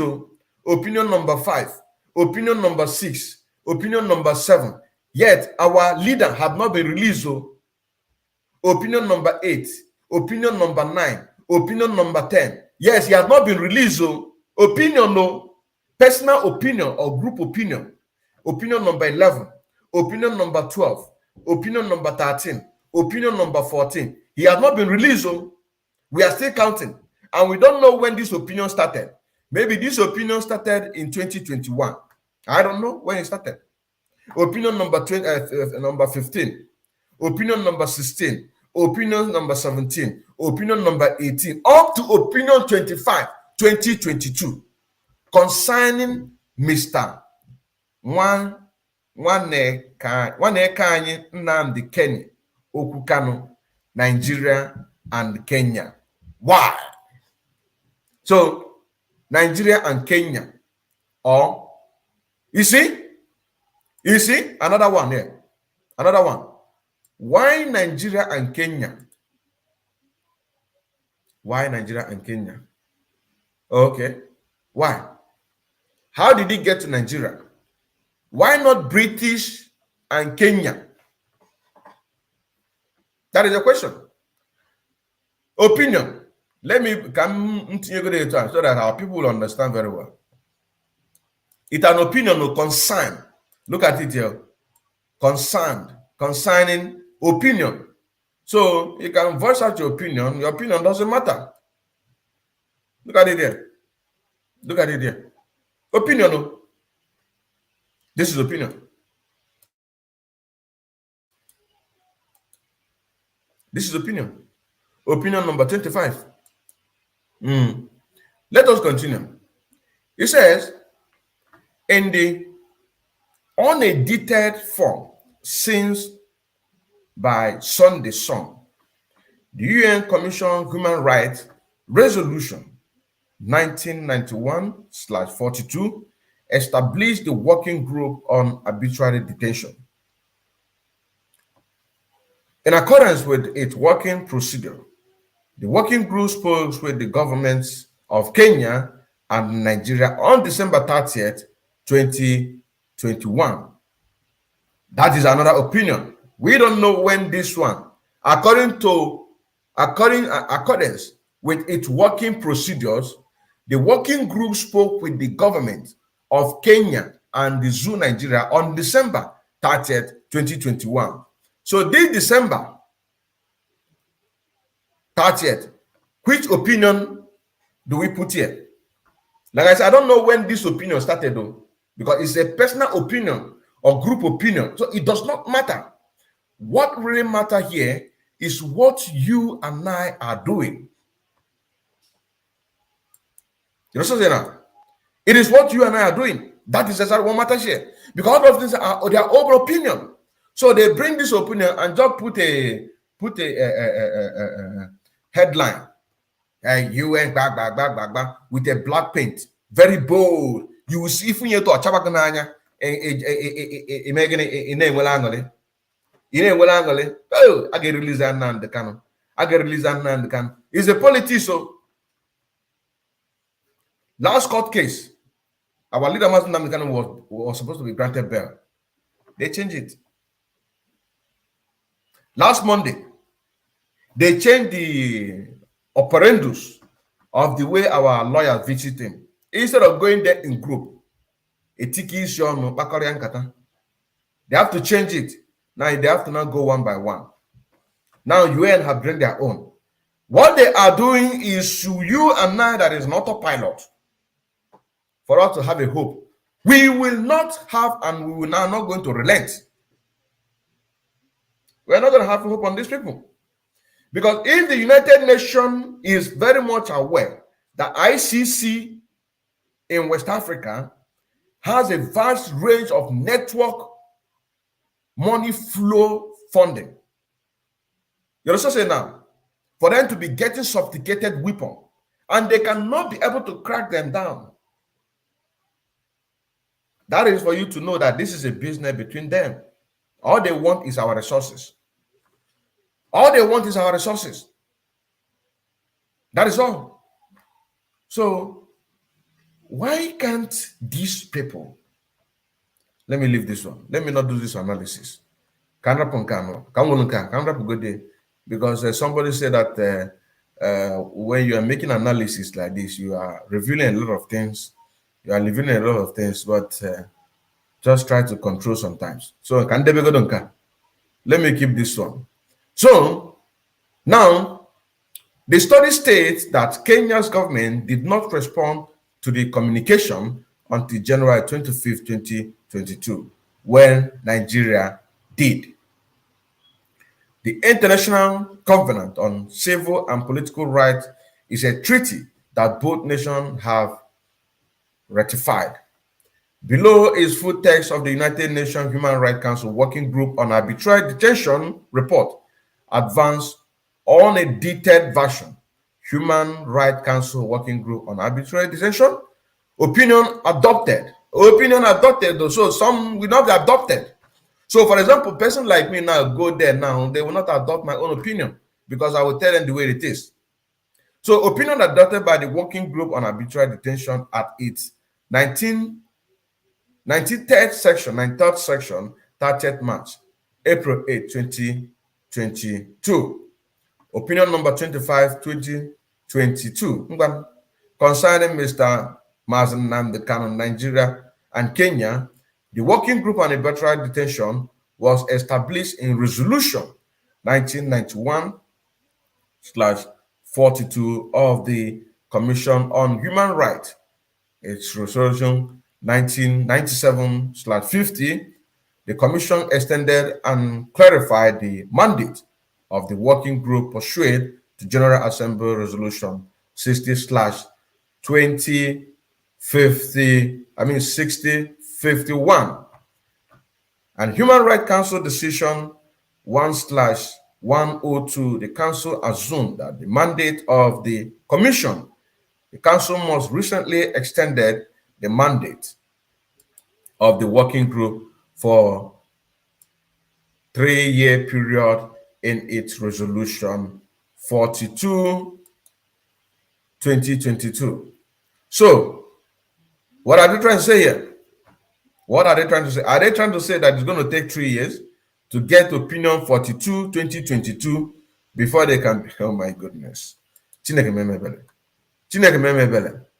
Number two, in accordance with the method of the work, one, on 30th December 2021, the Working Group transmitted to the government of Nigeria and Kenya, a communication concerning Mr. Nnamdi Kanu. The government of Nigeria replied to the communication on 25th January 2022. Why the government of Kenya did not reply? Both states are party to the International Convention on Civil and Political Rights. Politics. This one will reply this one will not reply. This one will reply, this one will not reply. And you are still hoping for them. Number 3, the working group regards deprivation of liberty as arbitrary in the following case, when it's clearly impossible to involve any legal basic justification. The deprivation of liberty as when a person is kept in detention after the completion of his or her sentence, or despite an amnesty law applicable to him or her, category 1. It says, B, when the deprivation of liberty results from the exercise of the rights or freedoms guaranteed by the Article 7, 13, 14, 18, 19, 20, and 21 of the Universal Declaration of Human Rights, and insofar as state parties are concerned by Article 12, 18, 19, 21, 22, 25, 26, and 27 of the Convention, Category 2. Now, it says, when the total or party non-observance of the international norms relating to the right to fair trial, establishing in the Universal Declaration of Human Rights and in the relevant international instrument accepted by the state concerned, is of such gravity as to give the deprivation of liberty an arbitrary character, category 3. Here it says, when asylum seeker, immigration, or refugee are subjected to prolonged administrative custody without the possibility of administrative or judicial review or remedy, category. Now here it says, when the deprivation of liberty constitutes a violation of international law on the grounds of discrimination based on birth, the national, ethnic, or social region, language, religion, economic condition, political or other opinion, gender, sexual orientation, disability. In accordance with paragraph 5 of the working group methods of works, Elena Stein, I don't know what this one is. Okay, let me just put it here so that those who can pronounce it very well can just do this. It's a Elena Stein Atedina. So make una see those who go figure it and make una understand. So let us go forward. Let us go forward. It's a participant in the discussion of the present case. Here we have another thing here. 1A/HRC/36/38. Advance unedited version AHRC/WGAD/2022. 25 opinion. Look at it. Opinion 25. This opinion 25. Okay. Or any other statute that aims towards or can result in ignoring the equality of human being. Now, category 5. Submission. Communication from the source. Mr. Nnamdi Kanu is a citizen of the United Kingdom. We don't get that. Let's go. We don't get that. At least we have gotten something. He's a citizen of United Kingdom. We have gotten something now. We have gotten something. Very wonderful. Kainaga. Let us go. Let us go there. Let us go there. Let us go there. Let us go there. So this is coming from the Opinion 25, this recent one. You understand what I'm saying now? Opinion 25. It is coming from this opinion 25. So let us read this one. Let us read this one small. It says communication from the source. Okay? Mr. Nwanne Kanyi Nnamdi Kenny Okukano is a citizen of the United Kingdom, born in 1967.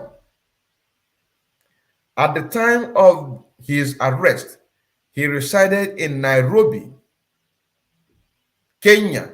Mr. Kanu is an activist and the leader of the indigenous people of Biafra, which he founded in 2012. The source explains that the indigenous people of Biafra is an organization aimed at securing a referendum for a Biafra sovereignty, independence from Nigeria. You know what I'm saying now? This is it. Now, let us move forward. Let us move forward. It said, arrest and detention. Arrest and detention. Let us see. The source report that on 19th June 2021, Mr. Kanu, who was lawfully present in Kenya, was arrested at the Jomo Kenyatta International Airport in Nairobi, Kenya, by Kenyan security forces. According to the source, Mr. Kanu was swiftly taken to an undisclosed and unknown location,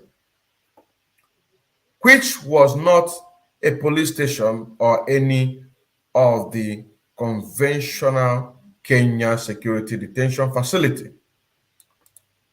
The Kenyan Special Force reportedly subjected Mr. Kanu to 8 days of severe torture and ill treatment, which caused him physical injuries and mental anguish.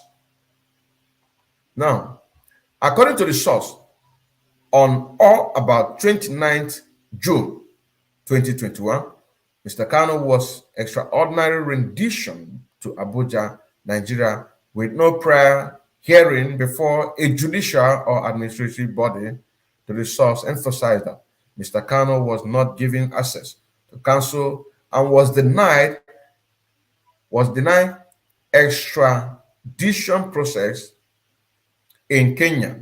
The source notes that according to the Nigerian Attorney General, Mr. Kanu was apprehended and transported to Abuja with the cooperation of Nigerian intelligence officials and Interpol.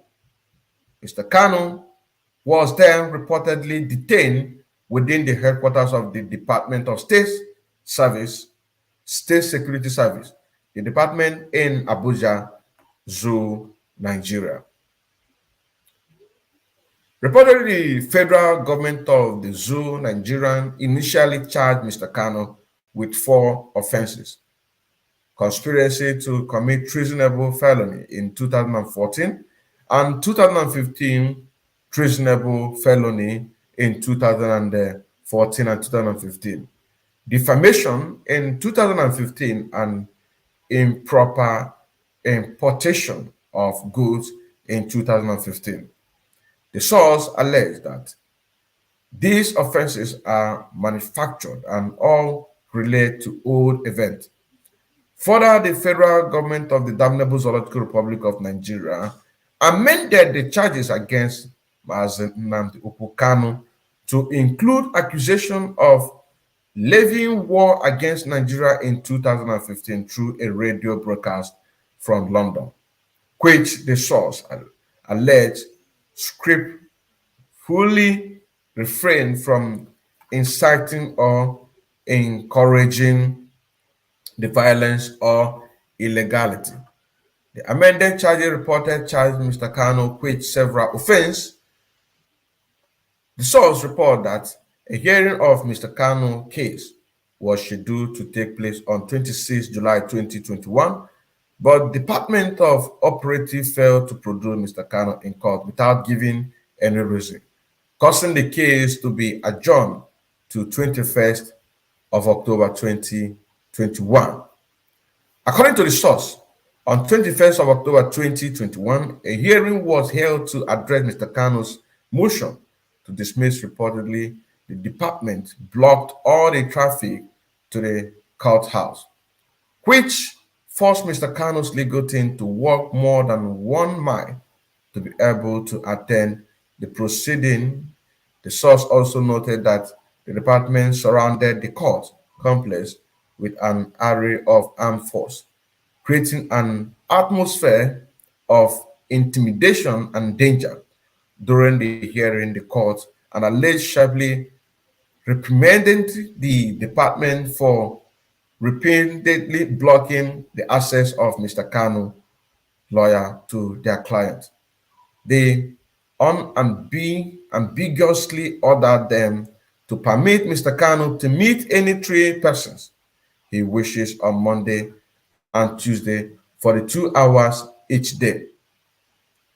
The source report that the following Monday, on 25th of October 2021, Mr. Kanu's lawyer visited the department headquarters pursuant to the court order of 21st of October 2021, while Mr. Kanu's lawyer confirmed his identity and was cleared for visitation.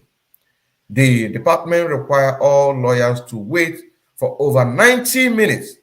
Hereafter, they reportedly announced that Mr. Kanu's international lawyer would never be permitted to visit his client because he was a foreigner, and that the key to the locked visitation room could not be retrieved, and thus no person will be able to visit Mr. Kanu on that day as a result of Mr. Kanu's attorney were unable to meet with his client. Advance on a detailed version. Advance on a detailed version. Here we are. Advance on a detailed version. A/HRC/WGAD/2022 opinion 25. Yes, opinion 25. We still did there. Okay. It said, reportedly an affidavit of fact was submitted to the Federal High Court of the Damnable Zoological Republic of Nigeria on 21st of October 2021, demonstrating the department's concept of the court and denial of access to Mr. Kanu's lawyer to their client on 4 occasions. According to the source, the affidavit of the file requested that the dismissal of the several courts amended charges based on the court's lack of jurisdiction. It also argued that the Federal Damnable Zoological Republic of Nigeria failed to plead offense cognized under Nigerian law and violated international law when it ordered Mr. Kanu extraordinary rendition and denied him access to counsel of his choice. Deny him access to counsel of his choice. Now, number 12, the source report that on 10th November 2021, a hearing took place before the Federal High Court of Damnable Zoological Republic of Nigeria to address Mr. Kanu's motion to dismiss the amended charges.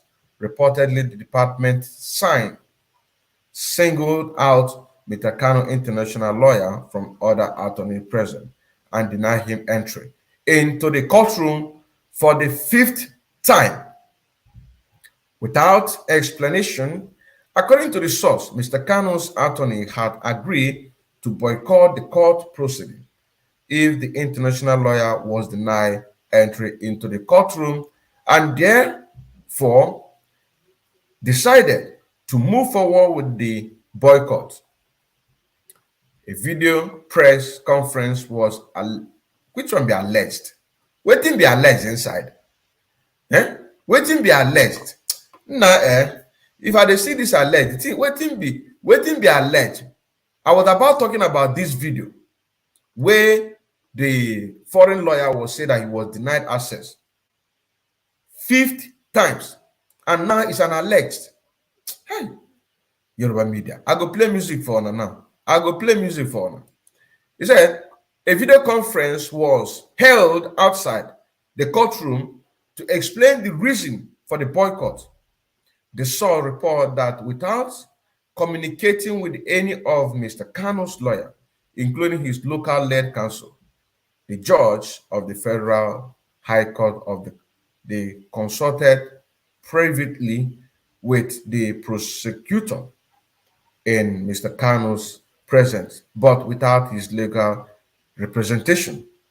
The source explained that the judge subsequently adjourned the case until 19th January 2022 with no explanation.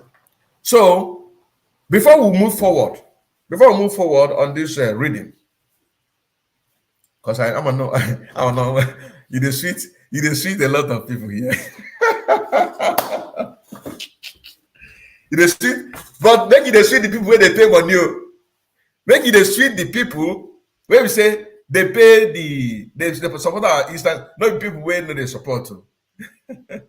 So today we just want to do it the kind of more professional, more professional. That's what I want. So now the question now is, if they have been adjourning without any explanation, so what gives those people, those weak-minded people, even including the people in the IPOB autopilot? There are people that believe in this UN rubbish, because I call it rubbish.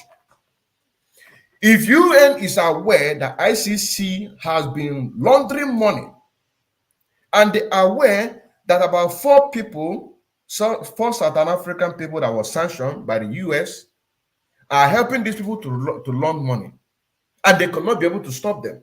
And they know that in Zizu, Nigeria, Dr. Congo, Mozambique, that they are causing havoc. They did not do anything. No. Now that IPOB autopilot have taken over, we are here now, doing what we know how to do best. They are trying to convince a lot of people in autopilot. That is my point. A lot of people in autopilot. So if you are listening to this message, or you are going to listen to this message, do not believe in this garbage. 6 months. We are in July, August, September, October, November, December. By December, they will tell you next year. By next year, do not believe in this garbage. We have to do what we have to do. So simple. So primitive, simple. No apology. There is no apology to that. No goddamn apology. Doesn't make sense. Doesn't make sense. You cannot, there is no way they are gonna give you your freedom unless you take it. So he said, according to the source, since his extraordinary rendition, Mr. Kanu had been detained in solitary confinement. Let us not forget this one. Mr. Kanu had been detained in solitary confinement. Let us also remember that is a man that was very happy to see Nnamdi Kanu. He said that if Nnamdi Kanu greet anybody, if anybody respond to him, they are going to put that person in solitary confinement. Let us not forget that Nnamdi Kanu stay in the dark for 23 hours. Only come out 1 hour. Let us not forget that too. So Mr. Kanu had been detained in solitary confinement within the headquarters of the department in Abuja. Reportedly, Mr. Kanu is being held in a very small cell where he is exposed to daily physiological and mental torture without access to other inmates. I said it. Look at it there. I said it. And I said it. Look at it there. Look at it here. Look at it here. Very simple. Mr. Kanu has been detained in solitary confinement within the headquarters of the DIA department in Abuja. Reportedly, Mr. Kanu is being held in a very small cell where he is exposed to daily physiological and mental torture without access to other inmates or any other person except for the department officers. If any inmate say hi, you inmate, you are going to go into solitary confinement. So nobody talks to him. Nobody talks to him. Let us continue. Let us continue. It says, for the department officer, except for the department officer, that's what it said. Except the department officers. Mr. Kanu is also denied access to reading or writing materials and has been refused access to professional medical care despite a serious heart ailment.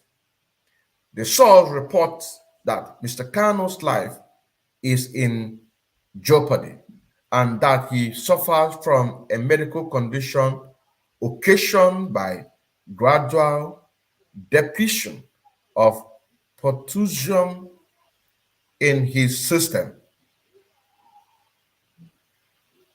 Which one be this grammar? Oh, no, what be this one? Oh, no, what be this one? Let us know what is this grammatic. Which kind of signal be this one?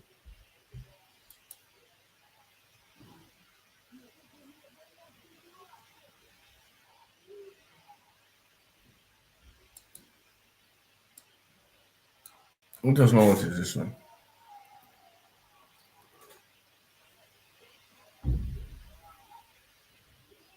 So let us see. We have depletion of potassium symptoms.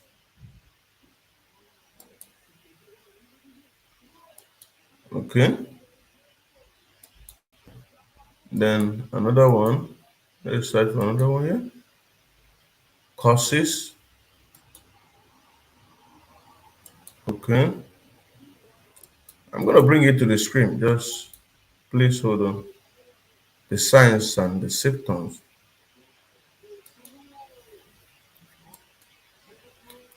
Okay. Let us know.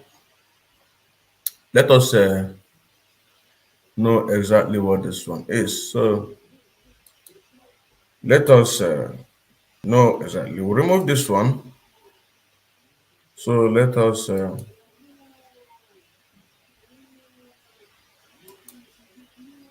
bring this one to screen.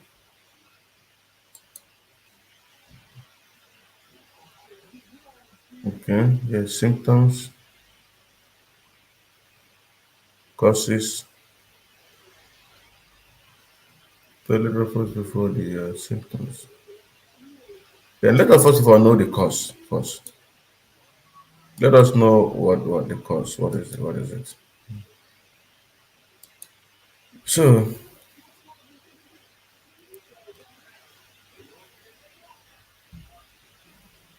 please, if anybody can understand this, maybe just write on the comment section so that I will open my line so that you can call, or I drop a link so that it says 8 signs of low potassium. This is what it says here. 8 signs. So this is the sickness that our leader is suffering. This is it. So number one. So let me make this in bold. You say fatigue and weakness. This will likely be first symptoms you will notice. Fatigue and weakness. So weakness. Okay. This one again, muscle cramps. The uncontrolled contraction of your muscle are spasms or cramps, and they can be very painful. This is what our leader Emmanuel is suffering of. This is what he's suffering of. Muscle stiffness. Your muscle will do more than sperm as the potassium deficiency get more severe. Number 4, numbness, the presence of president, tingling sensation, and numbness. Paresthesia is a sign of potassium deficiency. Another one, heart skipping a beat. Heart palpitation are another common result of potassium deficiency, and they can be scary. So this is the symptoms. This is the symptoms. This is the symptoms of this potassium that I'm talking about: fatigue and weakness. And this will be likely the first symptom you will notice. Say muscle cramp, uncontrolled contraction of your muscle are spasms or cramps, and they can be very painful. Muscle stiffness. Your muscle will do more than spasms as the potassium deficiency get more severe. Numbness, the presence of persistent tingling sensation, and numbness paresthesia is a sign of potassium deficiency. Heart skipping a beat, heart palpitation are another common result of potassium deficiency, and they can be scary. They can be scary. Why are they attacking me now? Why are they attacking me? Why are they attacking me? So our people should know that our life, our leader Nnamdi life is in danger. That is the important of this very program now. You understand what I'm saying now? Because when we are reading that very report from United, that's why we're asking United Nations, why did you make it 6 months? Why don't you make, you know that our leader Nnamdi can travel from Kenya, from United Kingdom to Kenya. So what is 1 year? I mean 6 months. You also say now, what is almost 1 year, half a month? What is there? What is there? Why would you? So this is exactly what our leader Nnamdi Kanu is suffering. We are still going, because what we have here is the symptoms, and you can see here heart skipping. You have heart skipping a beat, heart skipping a beat. Okay. Now, let us go to the next one. Let us go to the next one. So we have the symptoms, then the cause. What are the causes? So let us see the causes of those things here. Let us see the causes. Can you look at the causes? So here is the symptom depletion causes. Okay. Chronic diarrhea. This can be caused by the overgrowth of directive or laxative, irritable bowel disease or infection. Certain medication, these may include beta-2 agonist, theophylline. Wow. I go try you. Certain medication, this may include beta-2 agonist, theophylline, insulin, diuretic, corticosteroid, wow, eating disorder. This include anorexia nervosa, pogin, or laxative abuse.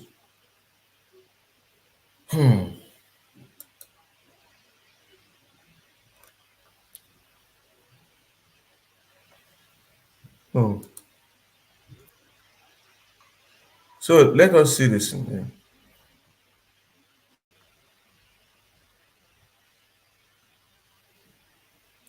So I hope we are seeing it. I hope we are seeing it. So let us, let me remove this one, then put another one. Wow.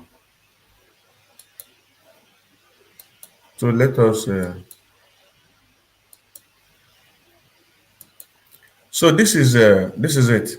Symptoms of low potassium. So this is the sickness our leader is suffering. So here it says, let us be reading it. Low potassium or potassium deficiency is when your blood potassium is below 3.5 mmol per liter. In the medical community, it's known as hypokalemia. Okay. Potassium is an essential mineral that has many roles in your body. For example, it helps regulate muscle contraction, maintain healthy nerves function, and regulate fluid balance.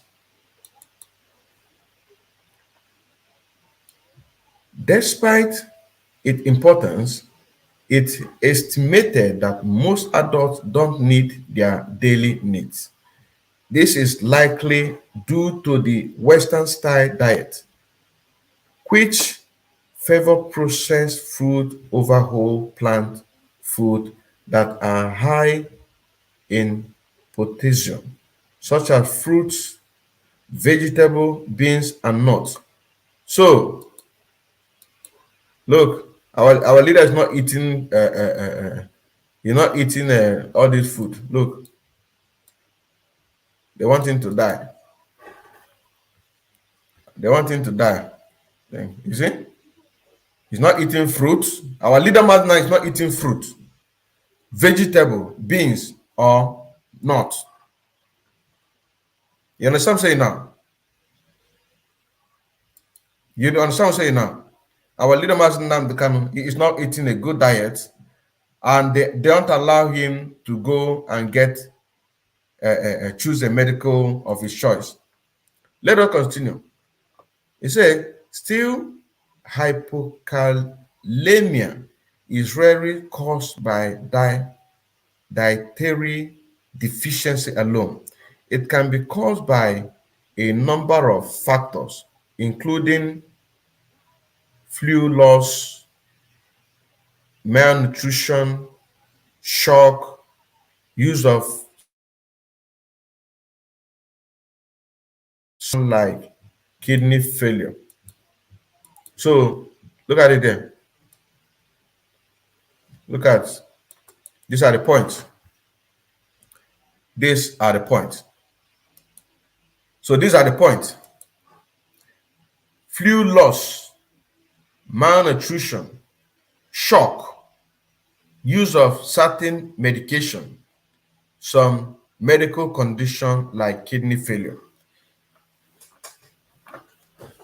use of certain medication. It means that they are using our leader Master Nnamdi Kanu to learn. They will bring one alamajiri. Maybe they will bring one alamajiri that is learning how to do doctor. You use our leader to make experiments. Use our leader to make experiment using a certain medication. Now, here, shock. What happened to him in Kenya to Nigeria is a shock. He lacked malnutrition, fluid loss. These are the things. You understand what I'm saying now? Let us continue. Let us continue. It says, keeping reading to learn more about potassium deficiency, including its cause and symptoms. Causes of symptom deficiency. Why it generally rare to develop symptom deficiency, certain illness or other factor can cause it, including chronic diarrhea. This can be caused by the overuse of diuretic, relative irritable bowel disease or infection, certain medication, eating disorder, under eating malnutrition, causing symptoms. So, my brothers and sisters, this is exactly what our leader Master Nnamdi Kanu is passing through. He is very sick. Our leader Master Nnamdi Kanu, he is very sick. And United Nations is saying that they are giving 6 months. We don't have 6 months. I ain't with us 6 months. We don't have 6 months. You know what to do. You know what to do. You know what to do. We don't have 6 months. You know that? We don't have 6 months. I ain't with us 6 months. We don't have 6 months. You know that. Now here says, so let us go back to the so we have seen what our leader Master Nnamdi Kanu is passing through, right? Now let us go to the Nnamdi Kanu's hopes brighten as the UN intervene. No, now your job, me and you wait there here. Now our job, nobody else. Now our job to do what we have to do. So what is that? What is the potassium? Look at it here. Look at it here. Look at it here. Gradually, depletion of potassium in his system. This is it. I remember on the beginning of this very article that we're reading, he was denied to have his own personal medical destiny there. You understand? And some people are still clamoring for one Nigeria. I'm telling you honestly.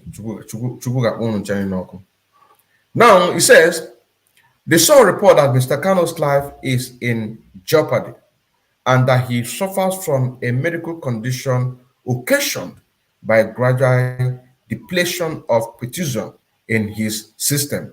At least we have known what is a potassium. We have really know what is a potassium.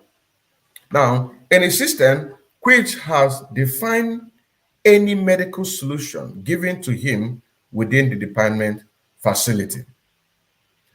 Number 14, the source note that the medical examination revealed a dangerous plug in his potassium level.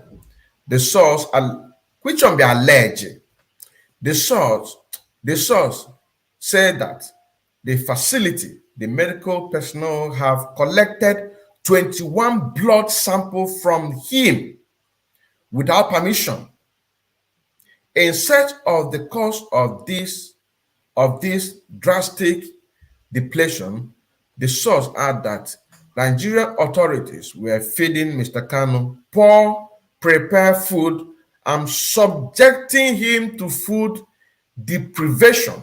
Look at it there. Look at it there. You see? And you fools are talking about one Nigeria. GOS are talking about one Nigeria.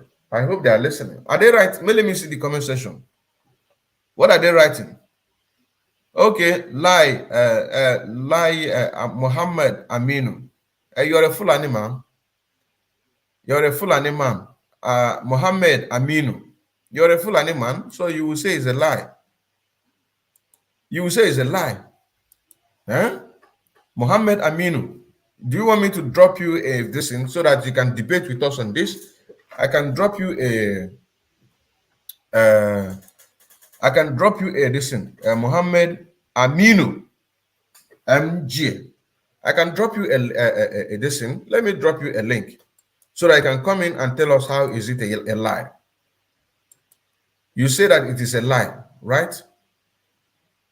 Why don't you come and tell us why? Why do you think it is a lie?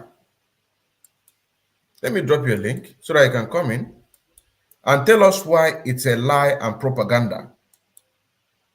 Muna jiranka fa. Muna jiranka. Kazo, kashiga. Muhammad Aminu. Muhammad, look at what he said. Muhammad Aminu MJ say lie and propaganda. UK cannot direct Nigeria. Nigeria is a sovereign nation. Let them go and ask Russia to leave Ukraine alone. Fuck you and trash. Come on now, tell us why it's a lie. Because it is there. So, United Nations, this is now a challenge. You can see a man with a Facebook name, Muhammad Aminu MJ, is a Fulani. He said that what you said is a trash, which means I believe in him one way or the other. Because you don't mean what you talk about. Now, a Fulani man is challenging you that what you say is a trash. He said, fuck UN. This is what he said. I didn't say it. This is it. You know what I'm saying now? Because many person, I believe that this is a lie, it's a propaganda. But Muhammad Aminu have come out to say that it is a lie propaganda. UK cannot direct Nigeria. Nigeria is a sovereign nation. Let them go and ask Russia to leave Ukraine alone.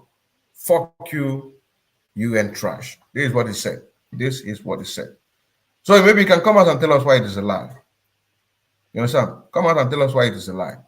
So let me say again, if there is a DOS member in the comment section, we Biafra love you to go and settle with. Okay. Right on. We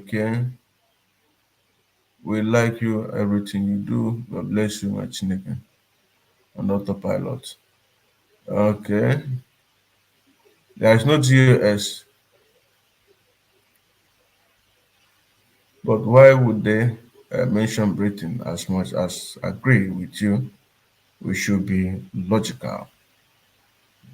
There is no way Britain name will be mentioned because there is no indication of Britain in the whole saga.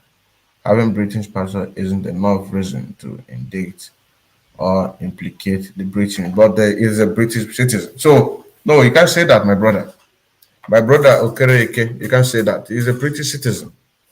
Is it because he's an African British citizen?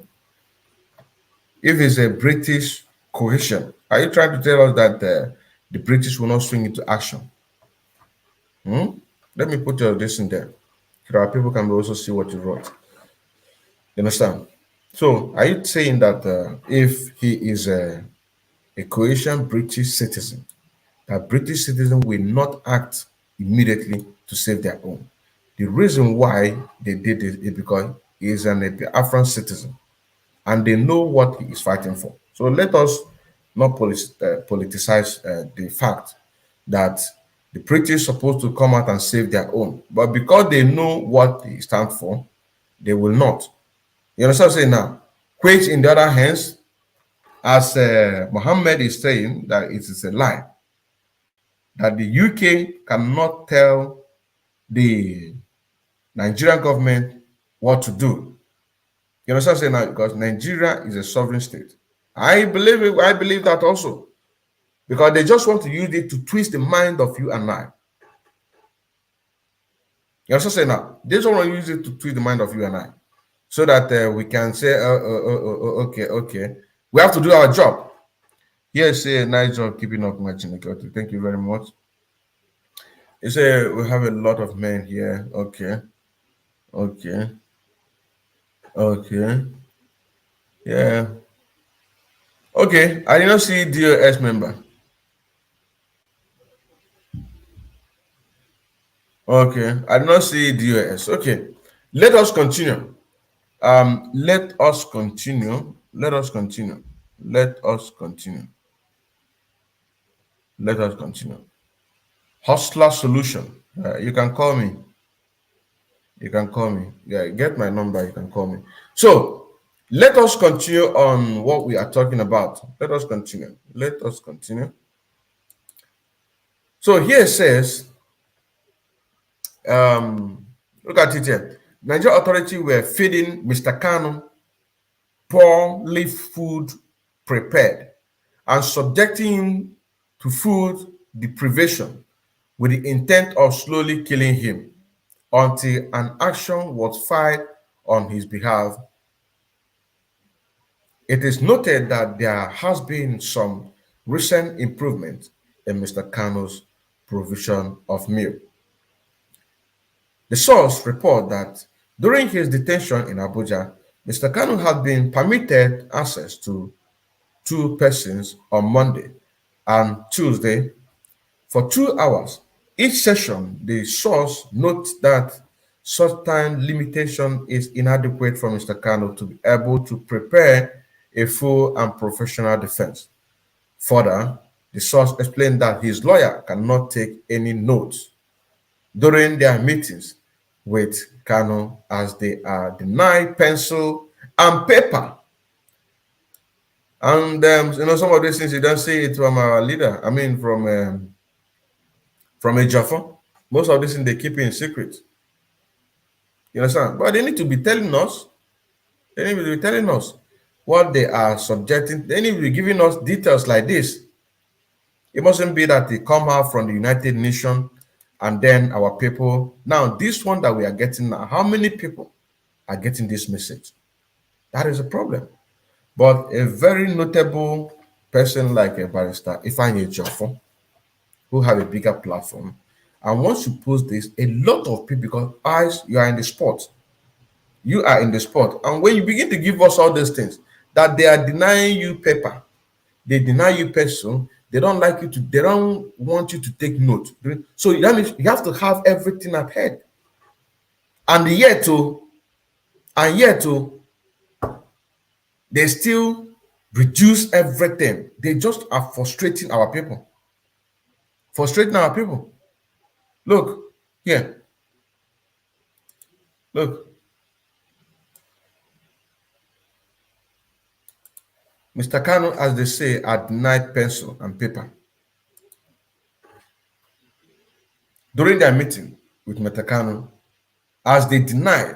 So whenever lawyers are having meetings,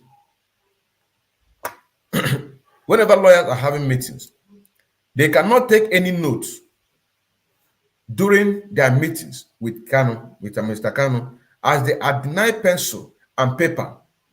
The source add that on 2nd and 6th September 2021, the Department of Security Service in Abuja denied access to one of the Mr. Kanu's counsel during a meeting aimed at advising him on international issue. Legal advice. The source first submitted that the detention of Mr. Kanu in solitary confinement is arbitrary and violated Article 9 of the Universal Declaration of Human Rights and Article 9 of the Convention.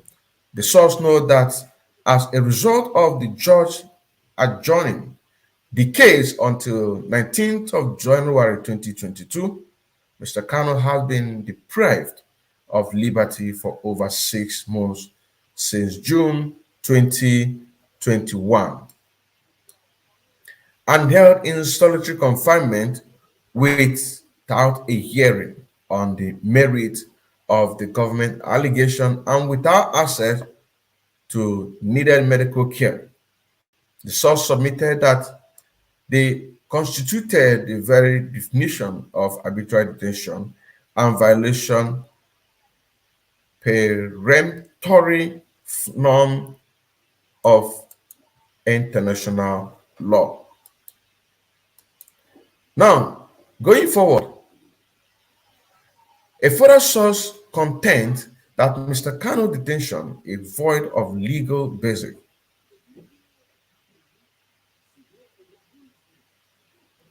Okay, I repeat.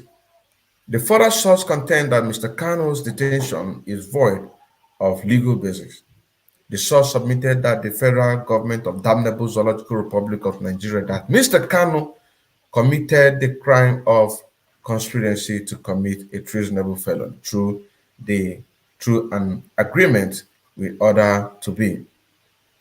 Number 3, advance on a detailed version A/HRC/WGAD/2022 opinion 25. Let us not forget this is opinion 25.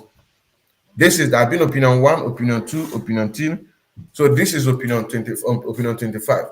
Now, broadcast from London in view of the establishment of a Biafran sovereignty. The source noted that while Nigerian law defined treason as levying war against the Nigerian Federal Damnable Zoological Republic of Nigeria, does not allege any action implicating Mr. Kanu in contemplation, planification of incitement of war against the Damnable Zoological Republic of Nigeria.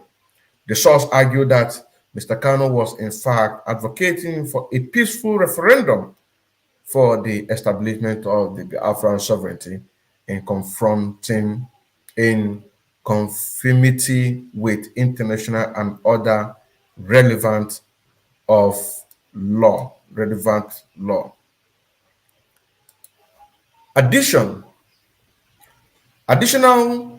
The source report that the Federal Damnable Zoological Republic of Nigeria charged Mr. Kanu with committing treason felony years ago through the broadcast on Radio Biafra of announcement of the preparation of secession of the state in the old eastern region of the Damnable Zoological Republic of Nigeria. The source noted that this charge similarly does not allege that the broadcast contemplated, incited, urged, or encouraged warfare or violence of any type against the Damnable Zoological Republic of Nigeria. The source also notes that Mr. Kanu is accused of defamation for an old broadcast critical of the Major General. The source argued that this falls under Mr. Kanu's free speech and protected opinion guarantee under Article 19 of the Universal Declaration of Human Rights and Article 19 of the Covenant. Now, the source also observed that Mr. Kanu have accused of illegal importation of radio transmission wrongly characterized as used household items over 6 years before he was charged. The source submitted that such a trivial charge cannot by any measure warrant Mr. Kanu placement in solitary preferential detention without access necessary to medical care for his cardiac condition or access to counsel to prepare his defense.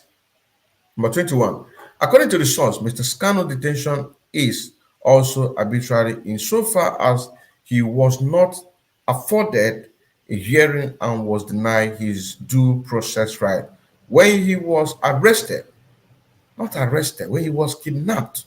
He was never arrested, kidnapped. What right do you have to arrest him? When he was kidnapped in Kenya and subjected to an extraordinary rendition by the Federal Damnable Zoological Republic of Nigeria in violation of Article 9 and 14 of the Covenant. The source also argued that where an accuser is kidnapped, wonderful, and forcibly brought within a country jurisdiction, the courts derive their jurisdiction from the government's own misconduct, and that government should not benefit from their own wrongdoing.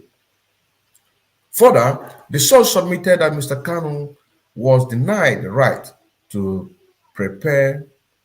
properly prepare a defense.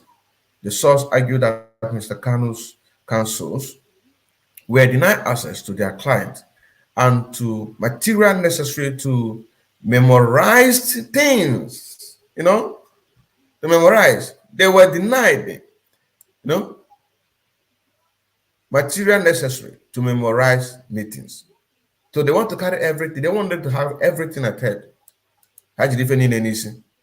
And were not afforded to the time and facility necessary to prepare Mr. Kanu's defense, contrary to Article 14.2b of the Covenant.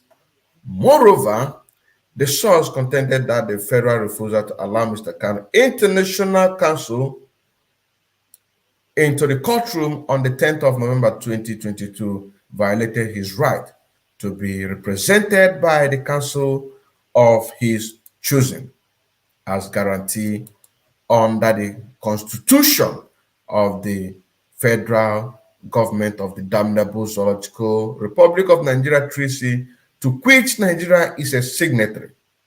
You see that? They don't even obey their own law. The source further submitted that the fact that the judge consulted privately with the prosecutor during the 10th November 2021 hearing, while Mr. Kanu counsel were denied entry into the courtroom, constitutes a prosecutorial bias. Prosecutorial bias. Look at it. Prosecutorial bias. So this is it, yeah. Now let's go forward. Number 23. The source also contend that by placing Mr. Kanu in solitary confinement and denying him necessary medical care to treat his heart condition, you see, we read it, Abi, heart condition.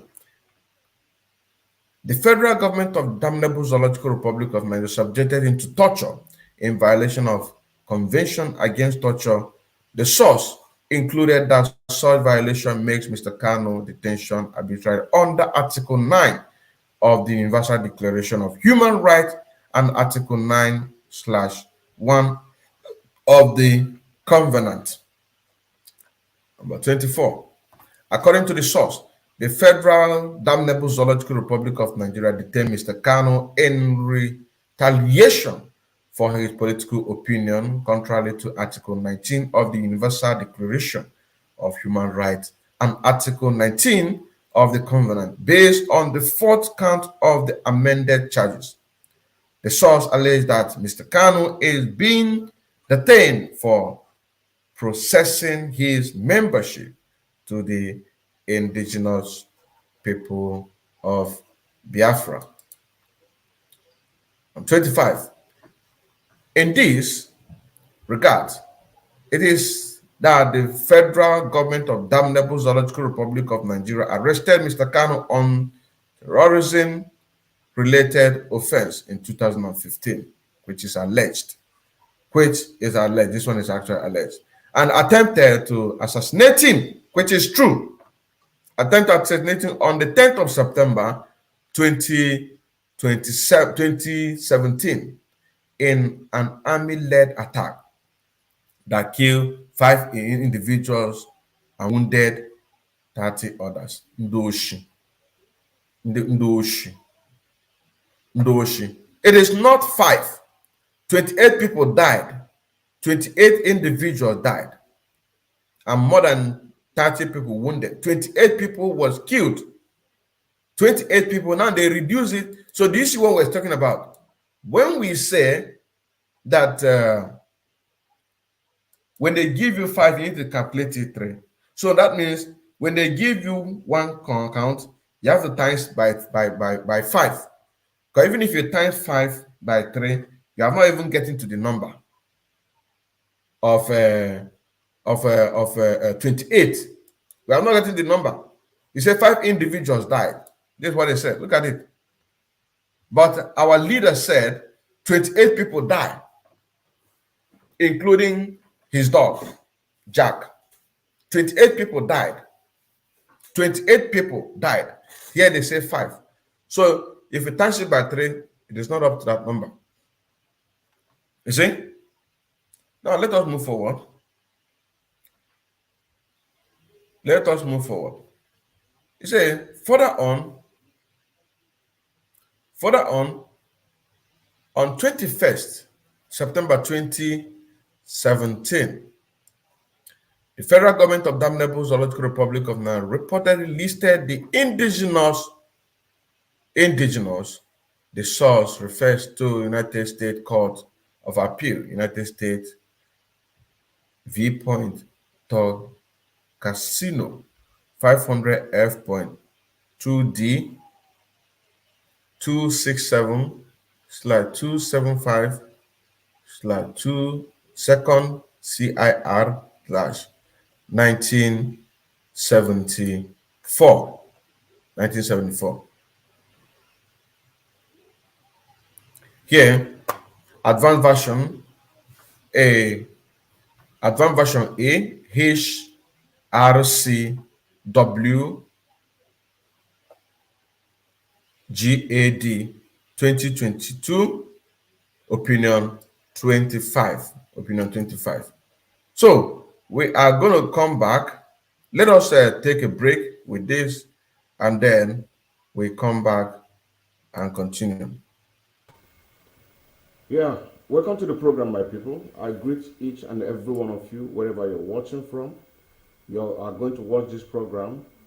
I encourage you to share this program and follow us on YouTube, Twitter, and also Facebook page with the same name, Mazi Odinkema Kendelem, watching again. Today's program, we are going to continue with the discussion about the master, the rider, the horse. And these 3 objects are exactly what is going on in the Damnable Zoological Republic of Nigeria. You understand what I'm saying now? Because the master always tells the rider what to do, and the rider will ride the horse to its own destination. Now, when that horse got tired, it's likely to be killed. But once the horse is very, very active in whatever he is doing, it is going to yield more fruit to the people that is sending them, which is the masters. And in this case, the masters are, one of them are the British government, which of course the newly or awaited the PM to the British, who is going to take over the unnecessary killing that is going on in Nigeria. Also, this man that called himself Lai Mohammed, he is one of the masters. A lot of people might not agree with me on these things, calling the Fulani man a master, but the truth must really be said that they are really the masters. And here you have a Caroline, the British High Commission to Nigeria, that is making sure that Nigeria is remain as one. It doesn't matter how many people that have been killed. It doesn't matter how many people die in a day. That is not her business. Her business is to make sure that the Damnable Zoological Republic of Nigeria remains as one. Now, going to the riders. These are the riders. The so-called Igbo politicians. They were supposed to be speaking for the people, for the masses. They are doing nothing. They stay there. They kill people as they like in Nigeria. And none of them is saying anything. And then some people will be imagining when we say that Nigeria must be disintegrated through referendum for people to decide where they want to be. If they want to be in Nigeria, but it is going to be their own choice. If they want to be as a Biafran citizens, it is going to be their choice. If they also want to be as Udurwa, it is their choice.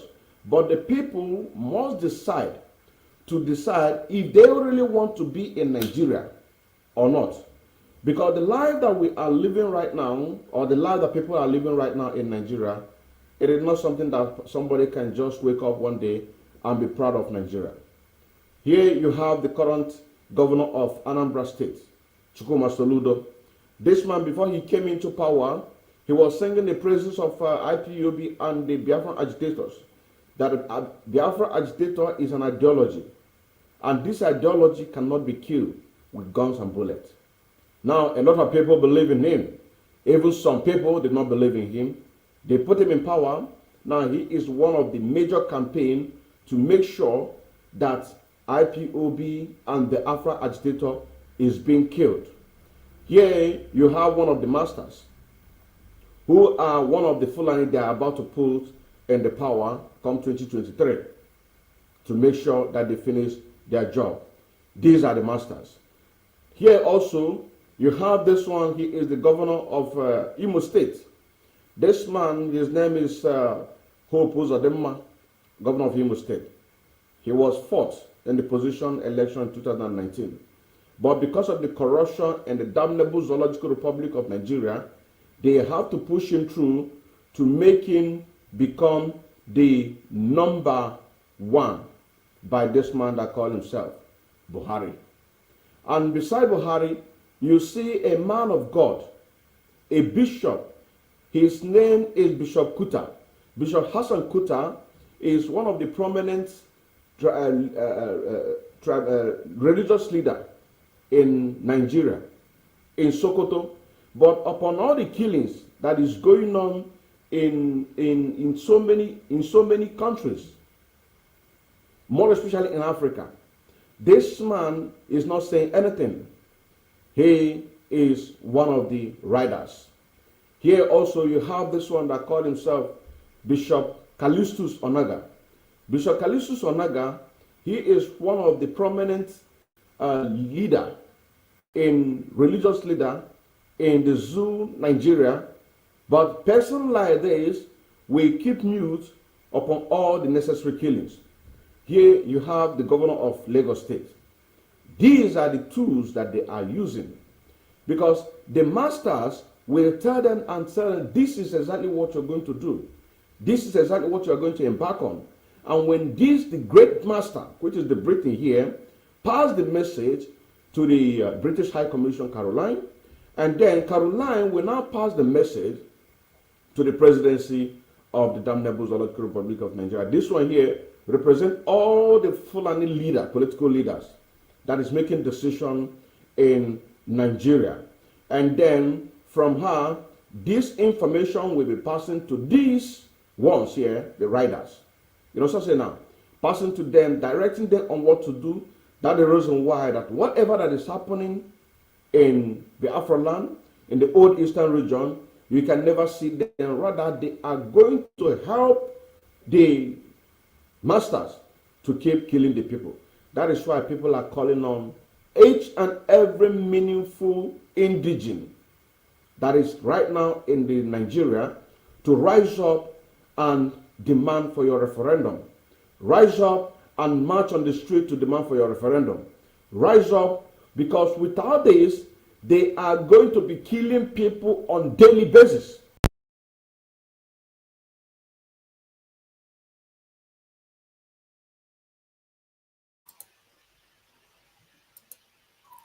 That's right.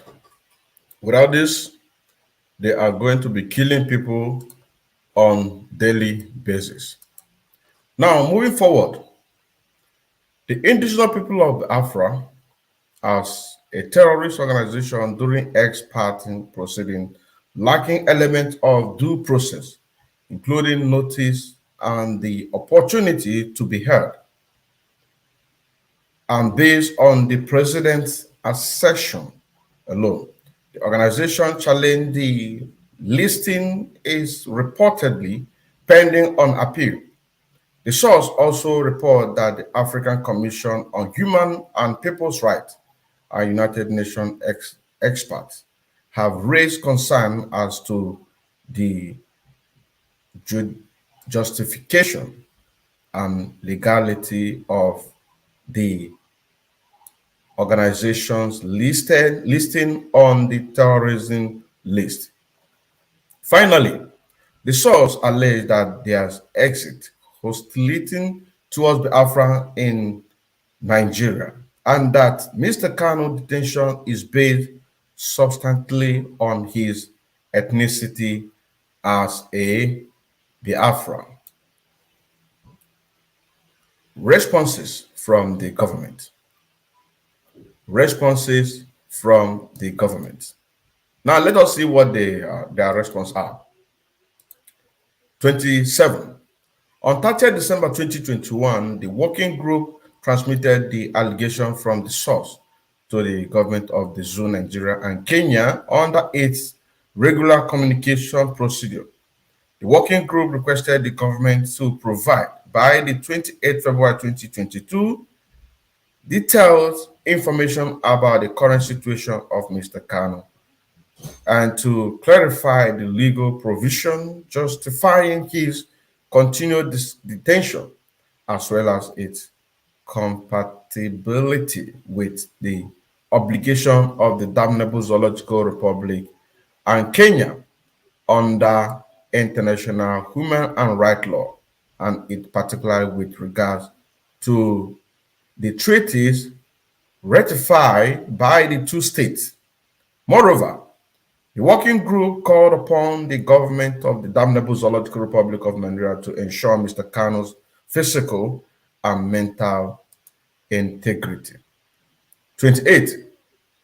On 25th January 2022, the government of the damnable Zoological Republic of Nigeria submitted a reply in which it stated that given that the case is ongoing in national court, any reaction by the federal government of the zoo Nigeria will be unconscionable.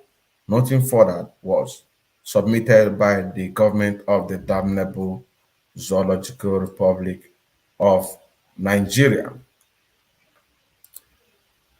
Working group regrets that it received no reply from the zoo, from the Kenya, and that it also did not seek an extension in accordance with the paragraph 16 of working group's method of work.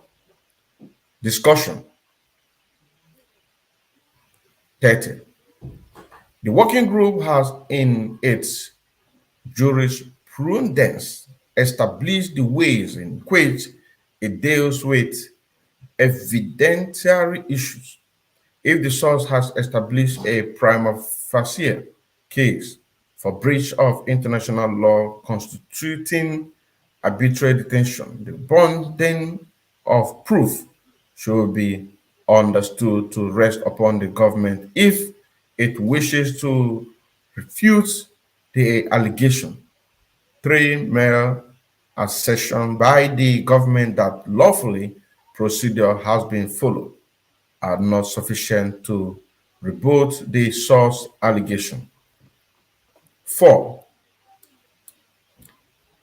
In the present case, the government of the Kenya has opted not to challenge the prima facie credible allegation made by the source, while the government of the damnable Zoological Republic of Nigeria has only stated that since the case is ongoing in the national court, any reaction by the federal government of the zoo Nigeria will be unconscionable. Noting that the allegations submitted by the source concern to government, the working group shall proceed to examine these separately. Allegation in relation to Kenya. 32.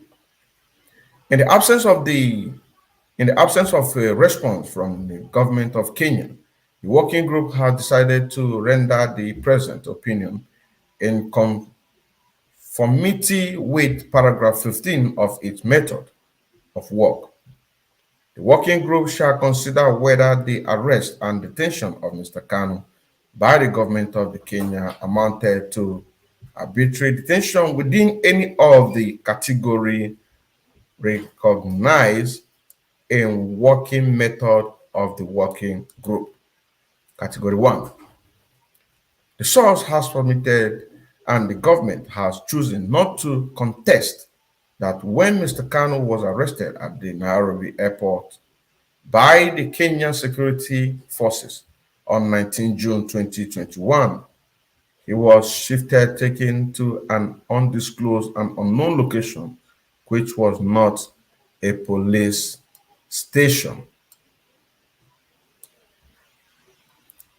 A/HRC/19/57 paragraph 68 A/HRC/19/57 paragraph 68.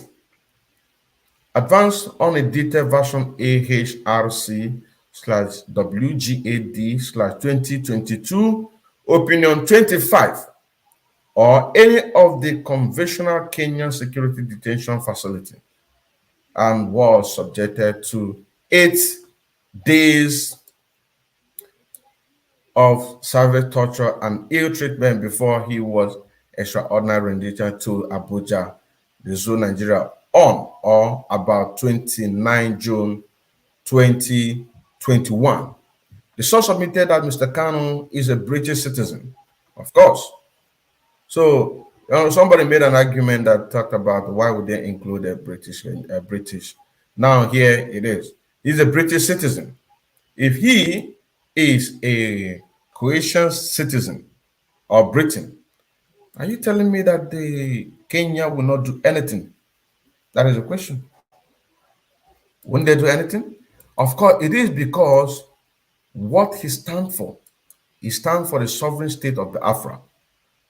He stands for referendum. That is the reason why that the British government don't want to play any part, because by dismounting the Nigeria as it is today, it is going to affect their economic whatever that they are benefiting from the zoo and also the rest of Africa. Look at it here. He's a British citizen. He is a British citizen who was lawfully present in Kenya. What is clear from the source narration is that no arrest warrant was produced to Mr. Kanu at the time of his arrest, and Kenya authorities did not explain to him the reason for his arrest. The working group is mindful that the government has chosen not to contest any of these allegations, although it has the opportunity to do so. The working group has consistently stated that for a deprivation of liberty to have a legal basis, the authority must invoke that legal basis and apply it to the circumstances of the case through an arrest warrant. Stated differently, international law on detention includes the right to be presented with an arrest warrant in case that do not involve arrest made in flagrante delicto to ensure the objective of the arrest process. It is also required that the decision on whether the arrest is warranted be taken by an outside authority, a competent, independent, and impartial judicial authority.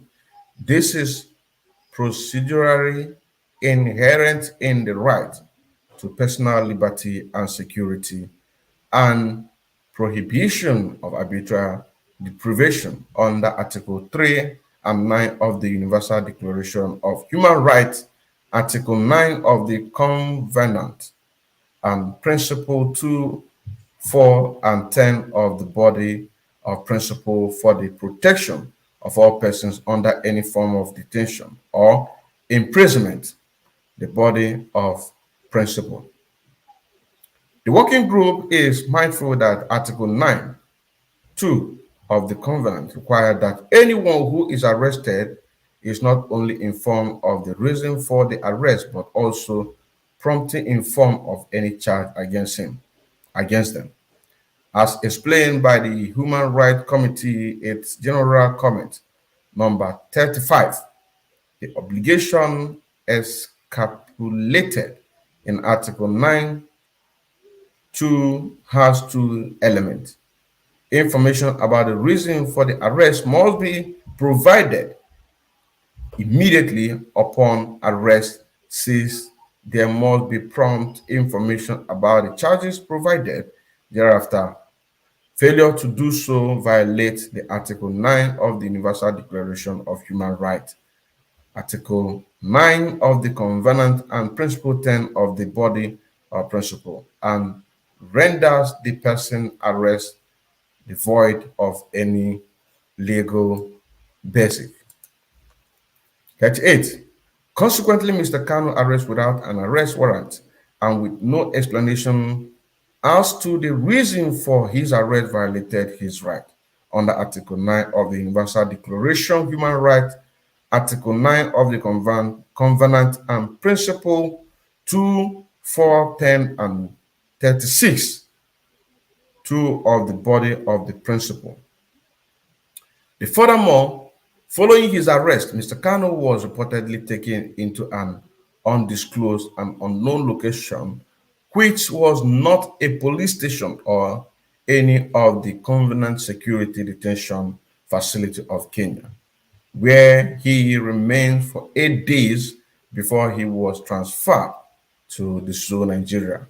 No family members or lawyer knew about his location, nor could they assess him while so detained. He was tortured and ill-treated. The working group said that the failure of the government of the Kenya to address this allegation. Number 40. The working group considered that following his address, let me repeat it again. The working group considered that following his arrest on 19 June 2021, Mr. Kanu was subjected to enforced disappearance as he was taken to and held at an undisclosed location, and his whereabouts were unknown. He remained forcibly disappeared throughout his extraordinary rendition to Nigeria in violation of Mr. Kanu's right under Article 9. One of the convened of the working group recalled that enforced disappearances are prohibited by international law and constitute a particular aggravated form of arbitrary detention. Moreover, recalling the uncontested allegation that Mr. Kanu was taken to a secret location, the working group reiterates that holding Mr. Kanu at secret, undisclosed location and circumstances in undisclosed to person's family and lawyer, as was the case with Mr. Kanu, violates their right to contest the legality of their detention before a court or tribunal under Article 9, number 4 of the Covenant. It's entitled a willfully refusal to disclose the fate, or the working group has maintained from its early years that the practice of arresting persons without a warrant rendered their detention arbitrary.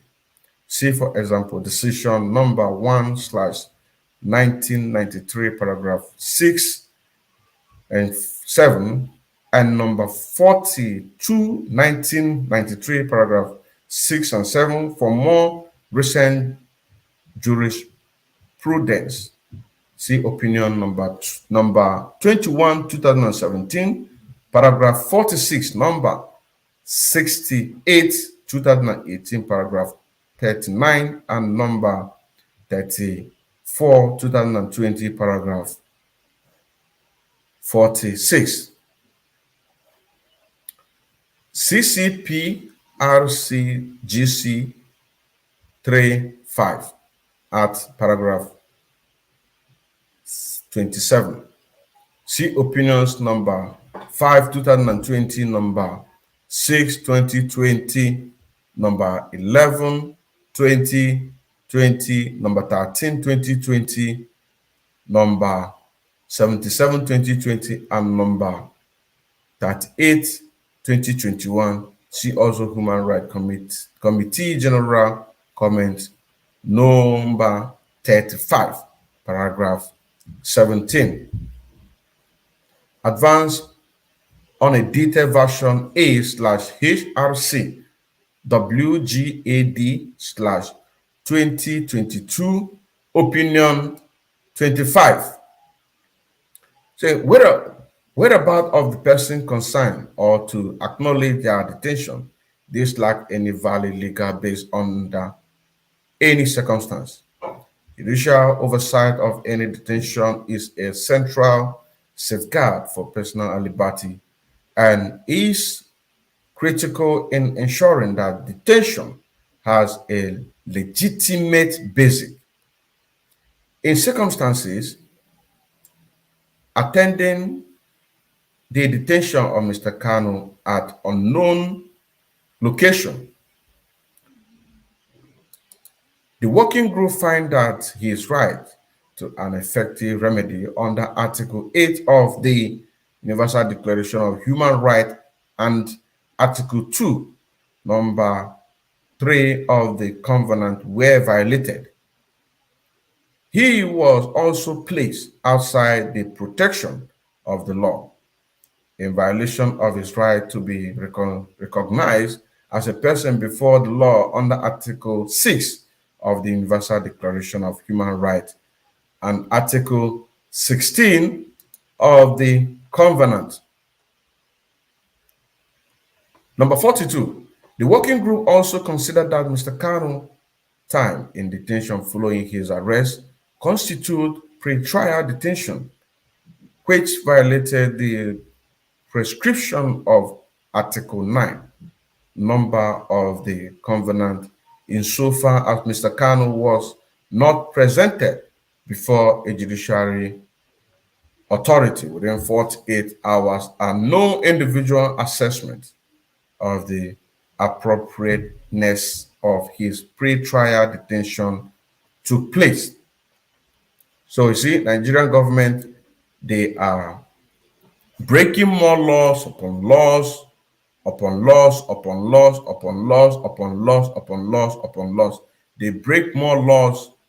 As Ade Bugi Onyeka said, the Nigerian Fulani captured the government who brought 7 different terrorist groups to take over the Nigeria, show them AK-47, other assault rifle, should release every Igbo men and women in Nigerian prison and police and DSS dungeon. Look at it here.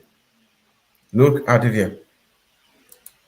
This is coming from Ade Bugi Onyeka. Ade Bugi Onyeka said, look at what he said. The Nigerian Fulani captured government who brought several different terrorist groups to take over the zoo Nigeria, showed them AK-47. Other assault rifles should release every Igbo men and women in the zoo Nigeria prison and police and DSS cell. See? Let's continue. Let us continue.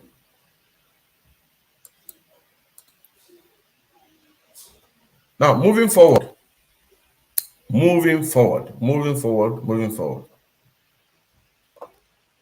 Number 43, the source asset and the government does not contest that on or about 29 June 2021, Mr. Kanu was subjected to extraordinary rendition to Abuja, Nigeria, with no prior judicial hearing before a judicial or administrative body.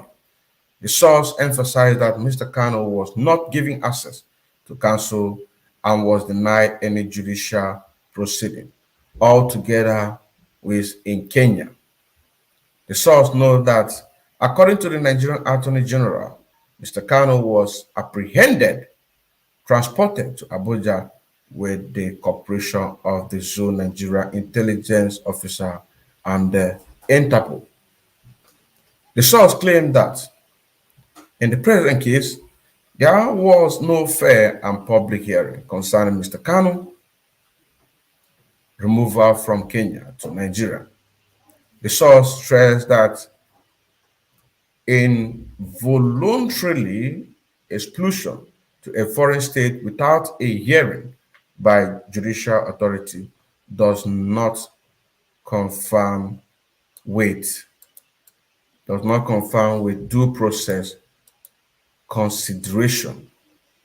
You see, laws upon breaking laws upon breaking laws upon breaking laws. 45. It is clear from the fact that, as narrated by the source and not contested by the government, that Mr. Kanu was never presented to a court before leaving Nairobi. Instead, he was unlawfully taken outside any legal process without any legal protection. He was forcibly conveyed from Nairobi to Abuja under an arrangement between the Kenya and the Zoo Nigerian government, and with the cooperation of the Nigerian intelligence official and Interpol, as confirmed by the Nigerian Attorneys General. 46. As the working group has previously observed 9 international law regarding extradition, provide procedure that must be observed by countries in arresting, detaining, and returning individual to face trial proceeding in another country, and in ensuring that their right to a fair trial is protected. This is also an explicating obligation arising from the Article 13 of the Covenant, which requires that the person who is to be expelled to be allowed to submit the reason against his expulsion and to have his case reviewed by and be represented for a purpose before competent authority or a person or persons, especially designated by the competent authority. The working group finds that all these requirements were ignored in the present case, and the removal of Mr. Kanu from Kenya amounted to extraordinary rendition. 47. As the working group has explained, the practice of so-called rendition, because it is aimed at avoiding all procedural safeguards, it's not compatible with international law. 10. The working group has previously found a violation of Article 9 of the Covenant and the detention to be arbitrary, where individuals were transferred to another country outside the confines of any legal procedure, such as extradition, were not allowed access to counsel or any judicial body to contest the transfer. 11. This is precisely what happened to Mr. Kanu in the present case.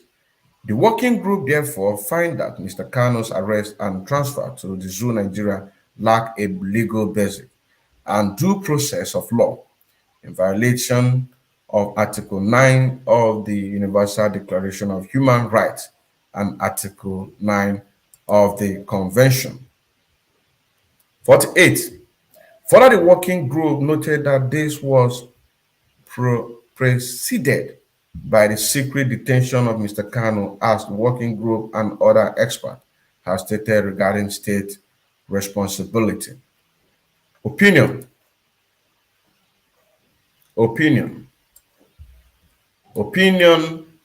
number 45, 2020, paragraph 64. Now, here it is, number 9HA,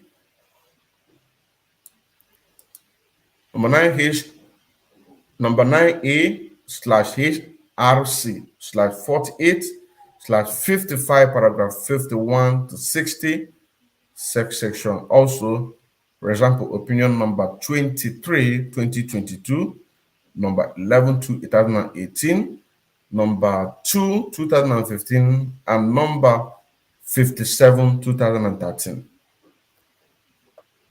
10A/HRC/4/40, paragraph 2. 11 opinion number 47, 2015, paragraph 19. Advance unedited version A, HRC/WGAD/2022, opinion 25. In the joint study on global practice in relation to secret detention in the context of countering terrorism, secret detention involving the denial of concealment of a person detention, whereabouts, or fate has the inherent consequences of the placing the person outside the protection of the law. The practice of proxy detention, where persons are transferred from one state to another outside the realm of any international or national legal procedure. Rendition or extraordinary rendition for the specific purpose of secret detention when or to exclude the possibility of review by the domestic court of the state having custody of the detainee or otherwise in violation of the well-entrenched principle of non-refoulement, entails exactly the same consequences to the practice of proxy detention involved in the responsibility of both the state that is detained the victim and the state on whose behalf or at whose behest the detention taking place. 12. 49.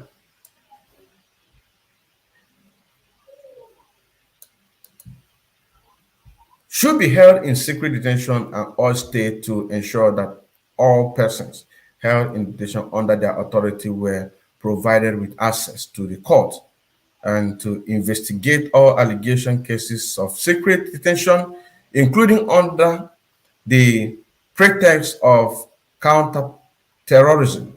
13. 15. For the reason articulated, the working group find that the government of the Kenya failed to establish a legal basis for Mr. Kanu's detention.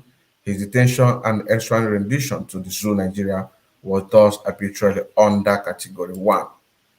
So Kenya is in trouble too. Kenya is in trouble. Now, moving forward.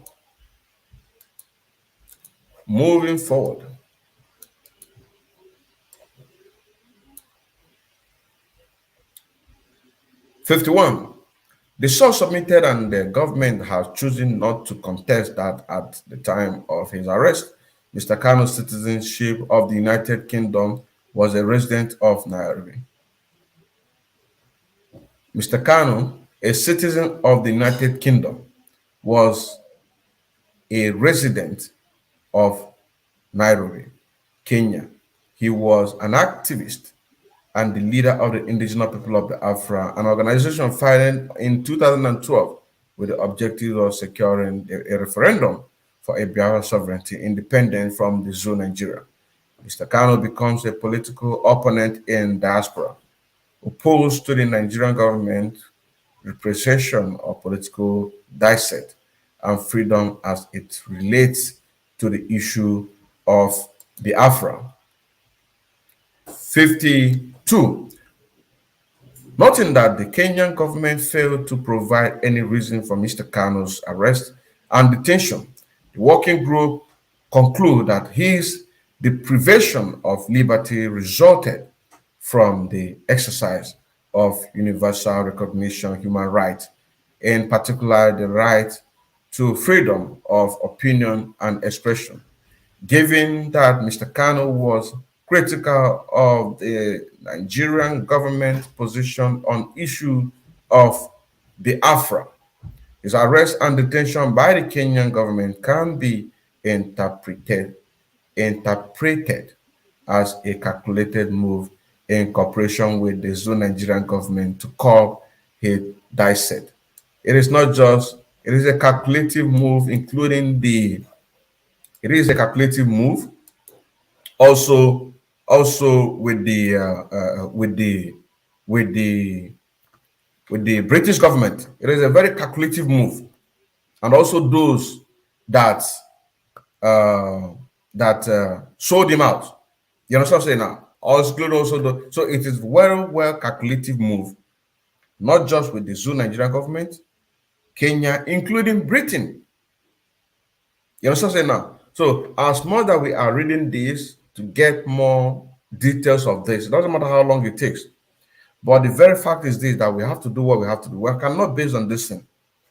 You understand? You can see that how they have failed to defend themselves in so many cases. In so many cases, they failed to defend themselves. In so many cases, dodging from where? Why are you dodging? That is your panel. That is your judicial panel to defend yourself. But they are dodging it.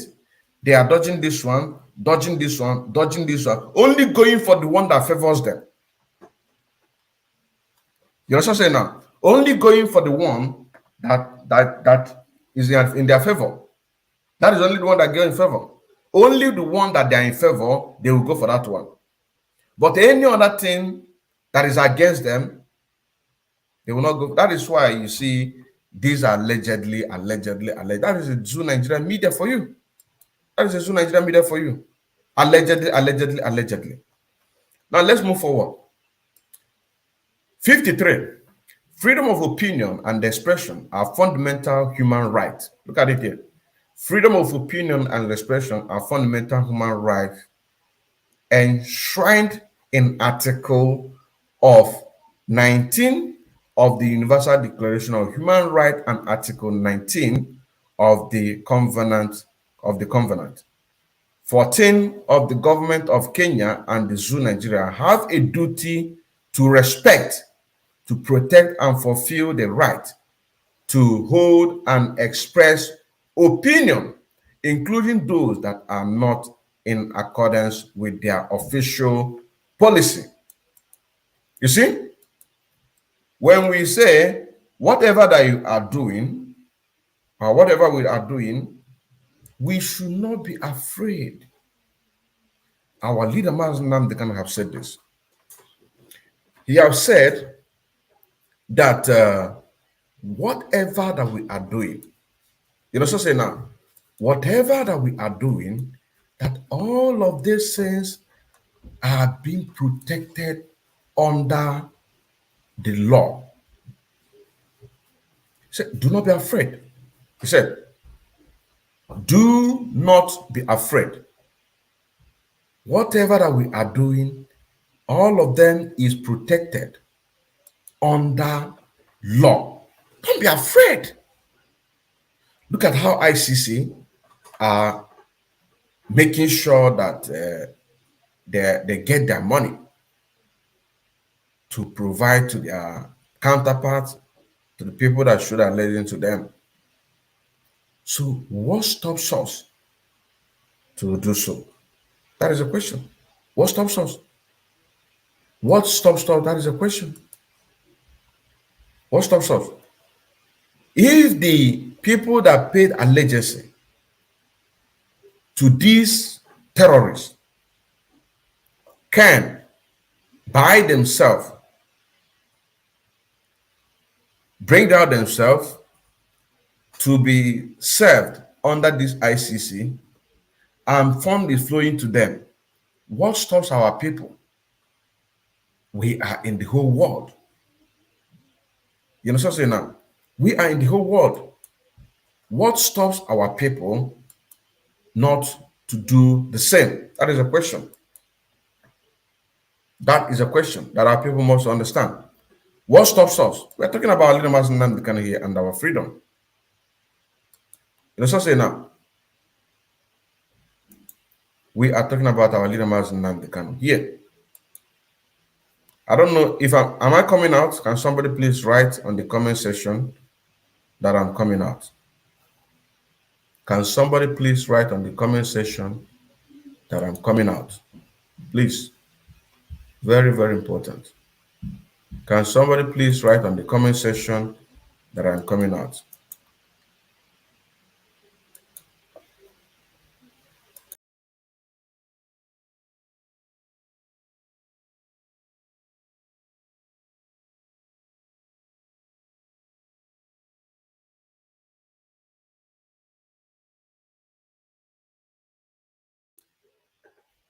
I don't know if I'm coming out.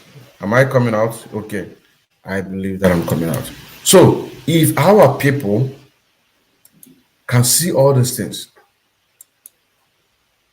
then you saw that these people from Dr. Congo, Mozambique, and even in Zoo, Nigeria, that paid allegiance to this ICC, we can see that exactly that this is exactly what. Why can't our people also do the same? Why? Why can't our people do the same? To make sure that we support this very great movement with everything that we got. With everything that we got. Why can't we support?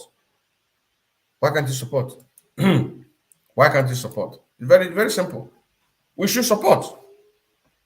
Because the people that believe that Africa belongs to them, they are doing everything humanly possible to make sure that they get it. You understand what I'm saying now? So why? So we need to do something.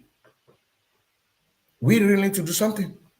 And you see this news that we're reading now, bringing it details by details, details by details. I know we have been here for like 3 hours 50, 3 hours 20, almost 27 minutes.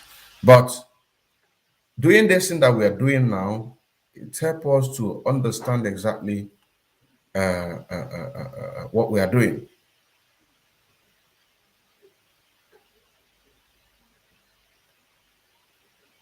Some are they boogie? He is asking a question. He said, please ask them. So Boogie, you can come in. Let me drop a link so I can ask them the question I want to ask them. Let me drop a link so that I can come in and ask question that you want to ask them. Get yourself, join yourself, and then ask them question they want to ask them. He said, please ask them why Boko Haram terrorists recruited into Nigerian army and navy and sent to eastern Nigeria, which is Igbo land, Biafra. They involve military presence and killings of Biafrans young youths till then. It's not Igbo, it's Biafrans. Old Eastern region. So the link is there. Come out and give your own this in there. So let us continue. Let us continue on what we are doing. Let us continue. Let us continue. So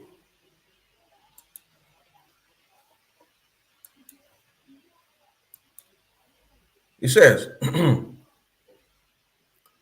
freedom of opinion and expression are fundamental human rights, enshrined in Article 19 of the Universal Declaration of Human Rights and Article 19 of the Covenant 14 government of Kenya and Nigeria have a duty to respect, protect, and fulfill the right to hold and express opinion, including those that are not in accordance with their official policy. And to think that manifest personal conviction at odds with the government official ideology under peremptory norms of customary international law. 15.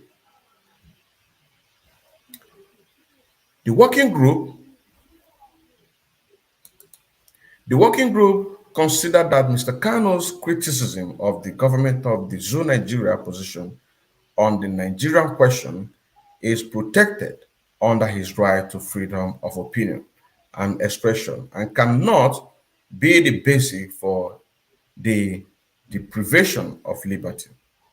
The working group recalled that detention purely due to the peaceful exercise of right protected by the covenant may be arbitrary. 16.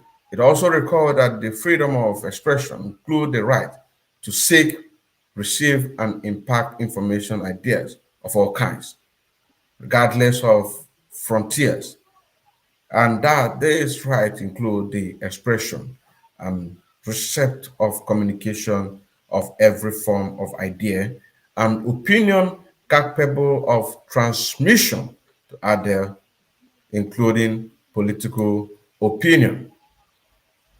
Now we have here A/HRC/13/42 paragraph 36. Also see A/HRC/37/L11 Rev. Point 1, paragraph 8 and 9. Also see human rights. So all of these rights are being covered for us to have our freedom.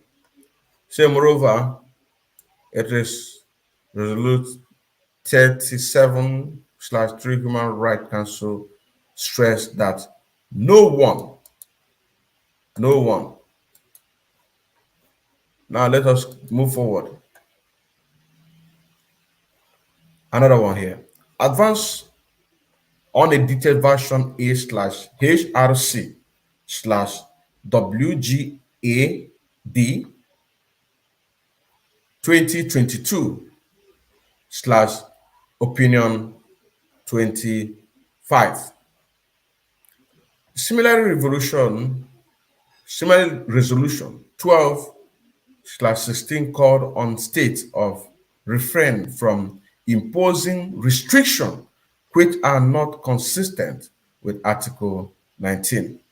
Number 3, including on the discussion of government politics and political debate.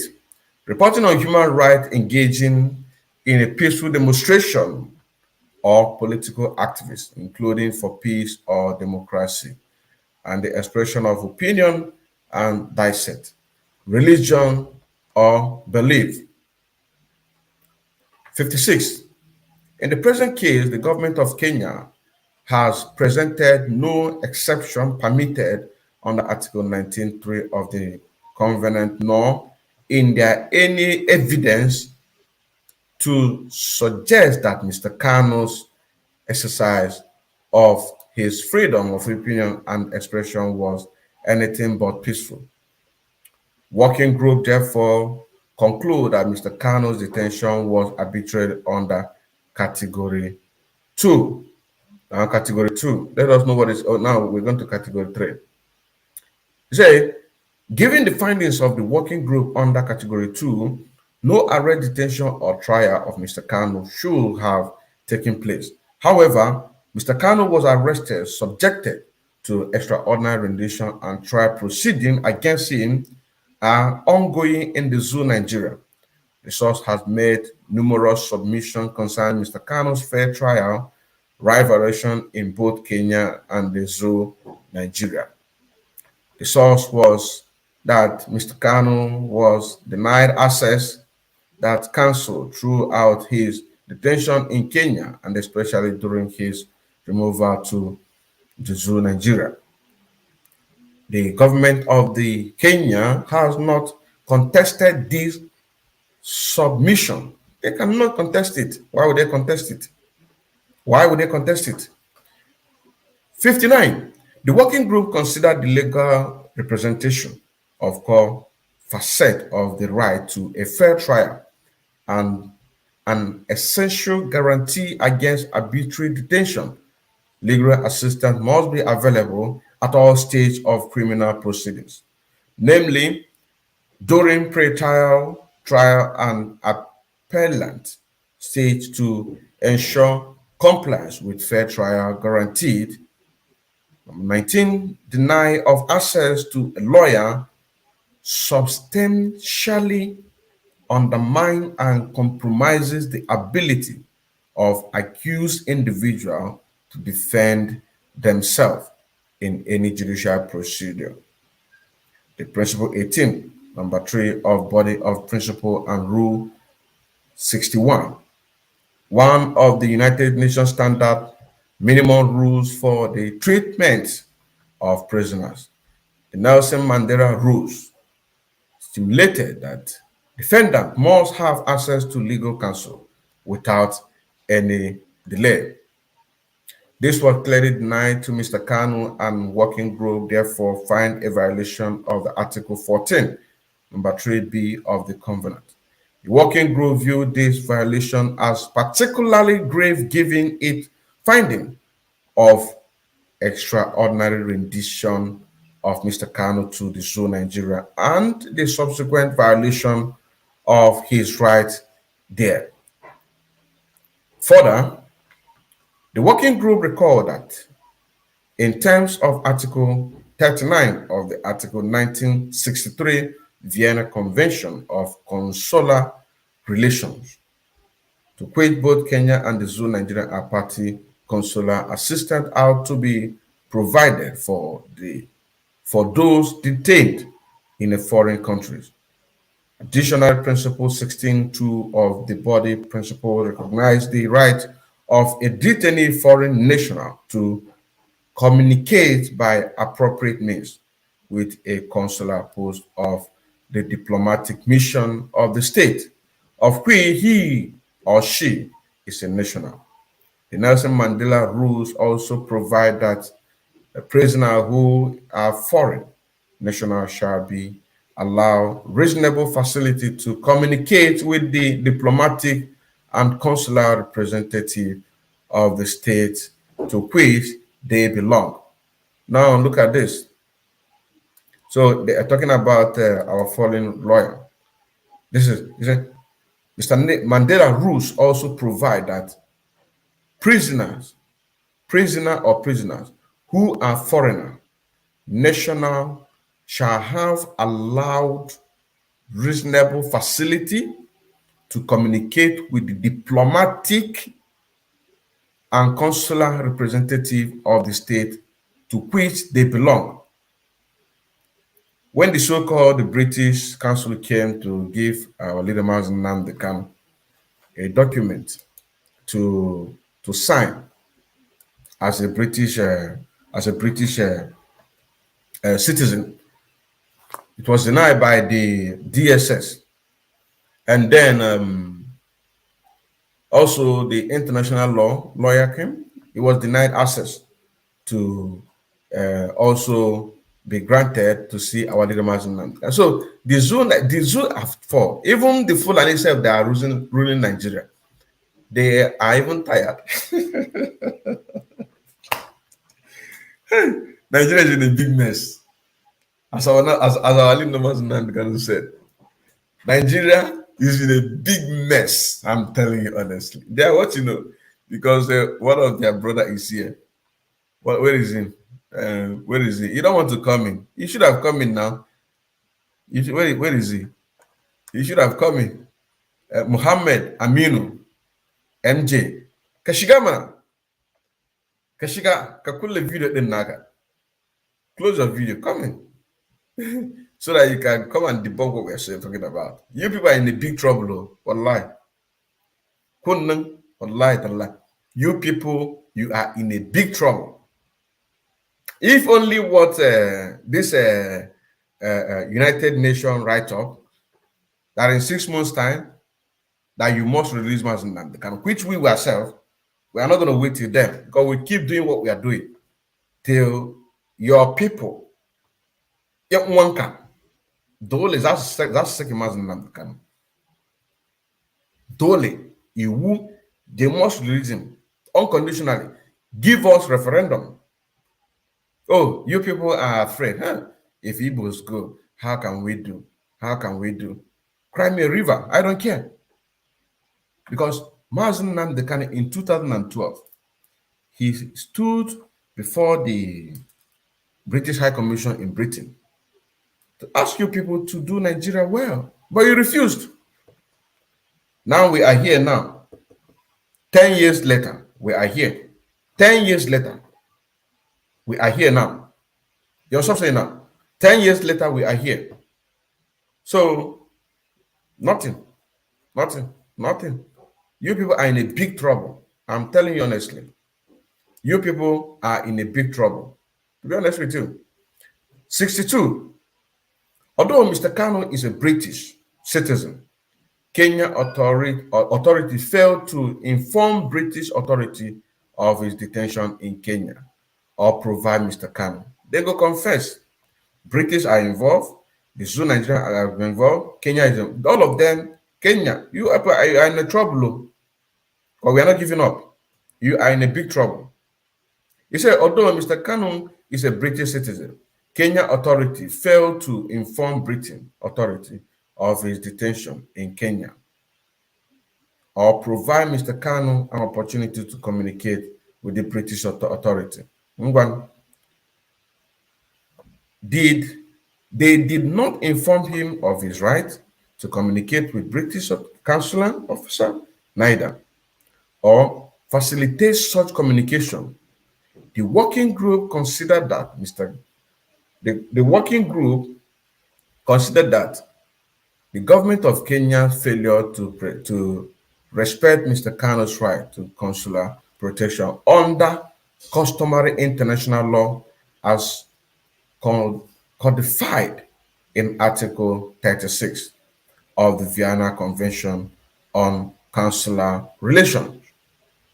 During his initial arrest and detention, violate Article 9 of the Universal Declaration of Human Rights, Article 9 of the Convention, and Principle 16, 2 of the body of the principles. Shall we see where we go again? Laws upon laws, their head go bust. Their head go bust. I tell you honestly. I'm telling you honestly. I am telling you honestly. I'm telling you honestly. Their head go bust. Their head go bust. So let us continue. Let us continue.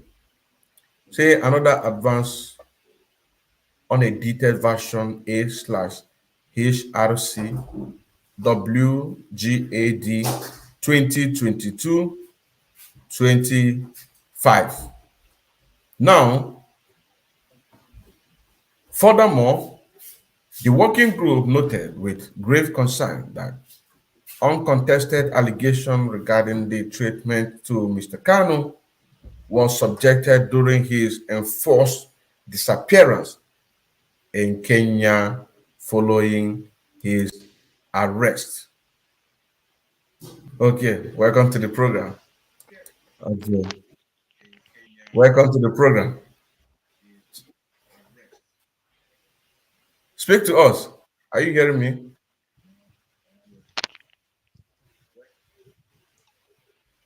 Hello. Yeah. Can you hear Welcome. me? Yes, Can we you hear can me? hear you. Just a second. Let me. Hello. Yeah. Okay, get yourself ready, then I'll bring you in. Just when you're ready, just give me a hi.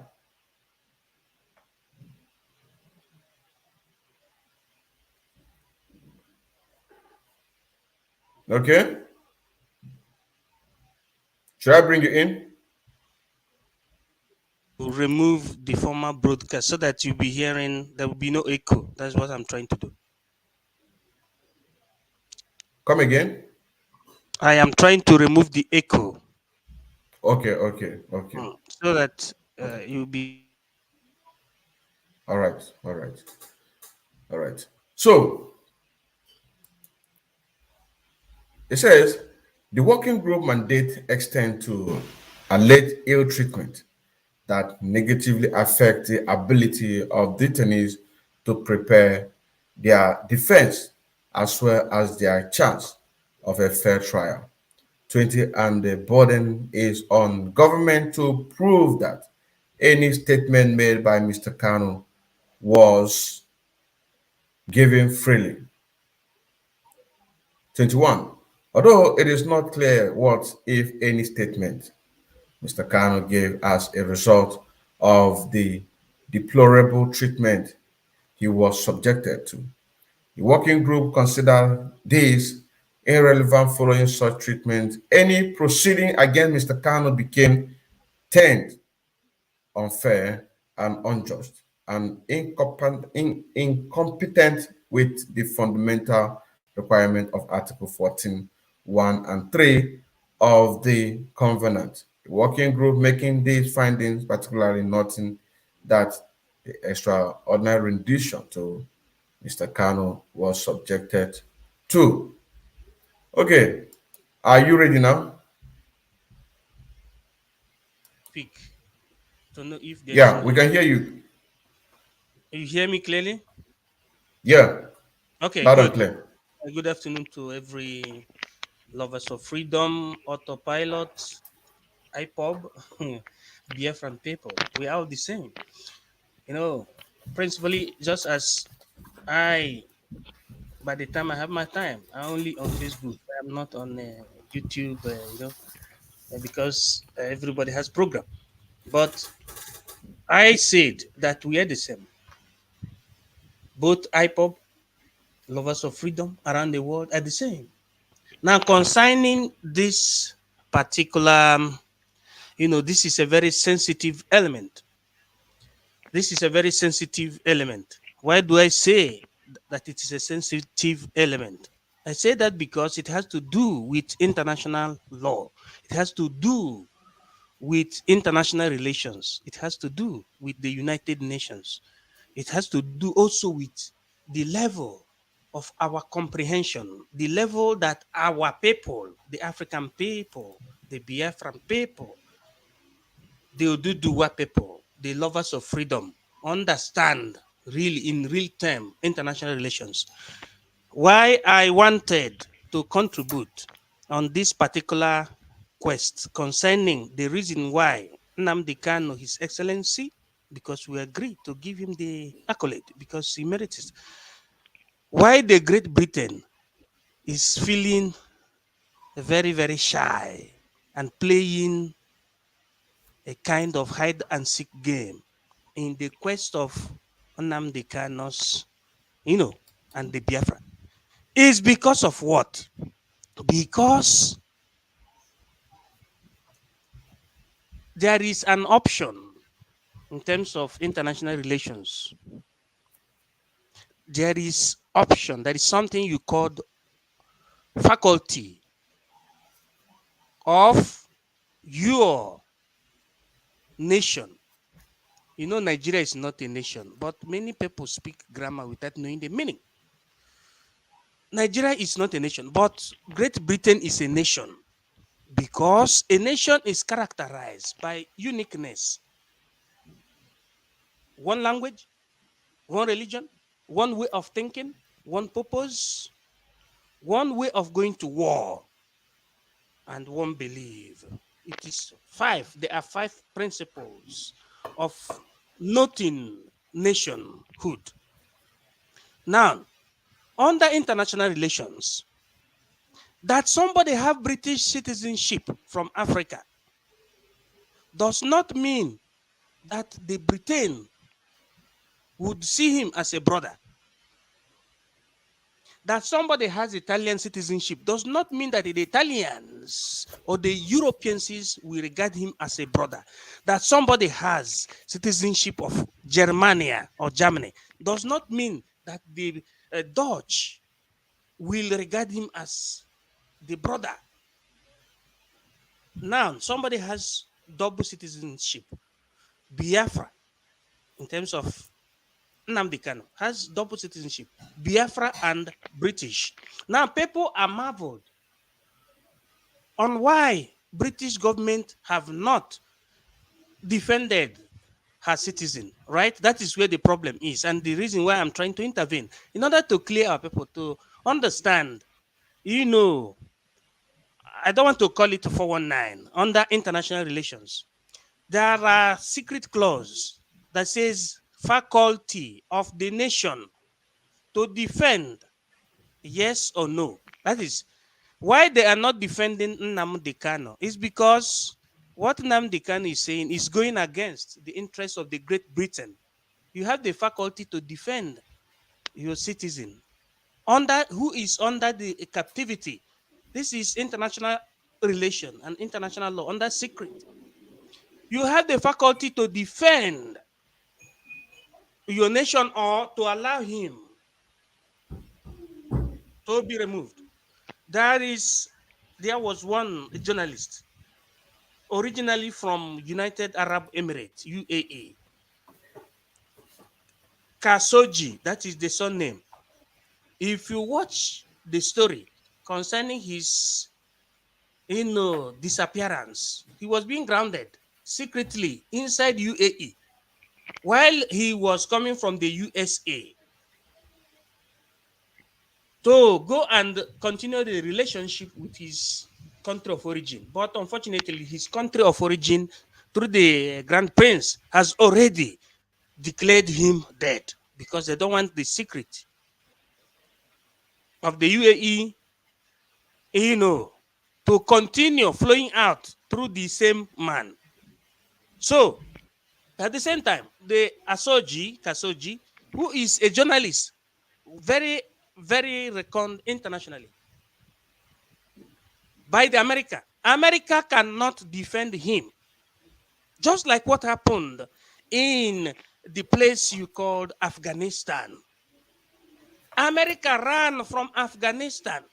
Our people should not be saying because this person has Italian citizenship, he has British citizenship, he has German citizenship, he has American citizenship. That is the reason why America must defend. America may decide not to defend because of what you call raison d'etat, state reasoning, which is interest. Now, what we save, our collective resolve, depend on us, on what you call actionem, iures popula, the action of the people that will become the law, the action from the side of the Biafran people we give a strong message to the interests of that Great Britain. It's no longer Great Britain, of the Britain that don't want to defend their son because he is a British citizen. He has a company in England or in Great Britain. And he's a citizen, bona fide citizen. But there is option. So it depends on us. It doesn't depend on white people. Our liberation, the struggle for the liberation of Africa, depend on African people. It does not depend on the international community. Before international community will talk, it will depend on what we are able to do. That is the reason why freedom fighters must be up and doing. If you are in Europe, you should not be receiving salary. You should be contributing to those at home, to your family members, and etc., etc. So, thank you so much for the opportunity. But I wanted to contribute on that particular aspect so that our people will understand. They should not be reasoning as in England is not wanting, did not say anything. They don't want to say anything because they want to continue subjugating, keeping our people as slaves, and they are using the Fulanese. They are using Peter Obi. They are using our political elites, believingly, from the southeast and from all crannies and nooks in Nigeria, in order to keep us down. Why is it that we cannot have a 4 express lane in Nigeria? We cannot have all those amenities. Italy now is paying people. Everybody, nobody pays, what do you call it? NEPA in Nigerian terminology. Nobody pays energy, electric in Italy because of COVID-19. There are some people that every month, like we used to result 300 euro. We are not paying from now until September because of COVID-19. Government is paying the electric bill. You only pay your house rent. But this same technology or technique is being taught in Africa to the politicians, but the politicians divert the money. Then they liaise with reverend fathers. They use the money to bank in Switzerland and in England, thereby leaving the poor people to continue being into perpetual and abject poverty. And we must maintain all the good lovers of freedom, MSE, all of us, because we are to liberate Africa. We cannot allow Fulanis. Fulani is not in, what do you call it, in Europe. I've never seen in Italy, at least where I am. I've never seen. We must unite. I'm also trying to unite Bini people so that they will come out from their awkward way of thinking that they're different from Igbo. They are the same thing. Everybody in Nigeria is Igbo, except the Fulanese. We should unite. And whom God has chosen now is MSE. It is not a question of being studious, to haven't studied too much. If you say that that is the question, tell me the reason why our lawyers still wear white wig on their head if they are going to court. They don't know the meaning of that white wig they wear. That is British dominion. It means that we are not independent. Many people don't know what you call raffiguration, signs and symbol, but Biafran struggle is the most intelligent something. This is the beginning of the intelligence that will make our people to start coming back to themselves. So, thank you. Let me end it here. Okay, thank you very much for your wonderful contribution. In a sense that what we saw here by the United Nations, we are not going to believe it. It's just a politics. Thank Just you. a politics. Thank you. Thank you very Thank much. you.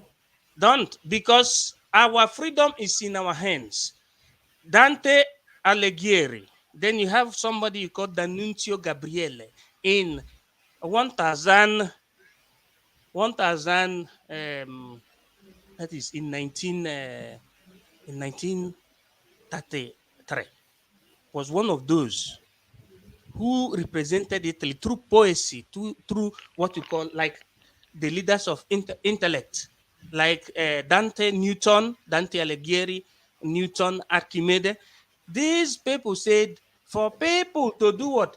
To be able to survive in this earth, they should take their destiny upon their hands. They should take their destiny upon their hands.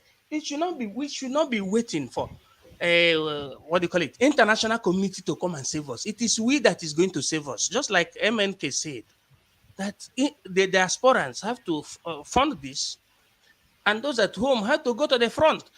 Time shall come where when diasporans we troop in, but everything depends on us in the defense because we are military like. You get the point? Everything concerning that thing they are saying, it is here. This is European Union law. I know how they behave. I studied till I was proclaimed a professor. Are you getting me? Under research. When I supported Simon Ekpa, it's because I saw that he understands, and also you, the precepts and principles, and heartily what we're talking about. People should not be exchanging freedom fighting as a job opportunity or as office. It should be the one who is going to contribute. If Mazen Nnamdi Kanu, because we have to have direction. If Mazen Nnamdi Kanu said, you listen to this person, let this person, and you believe he's the supreme leader, let this person speak for the people because you know he has the characteristics. Now the Kanu is not a man who sleeps. It's not a sleeper. You don't need people who speak grammar that does not represent what is happening on the ground. You need people who understand. It is not a question of speaking grammar. We're supposed not to be speaking this useless language to start with. We're supposed to be speaking Biafran language or Igbo language. I don't know how I'm going to put it. African language. But we're speaking English.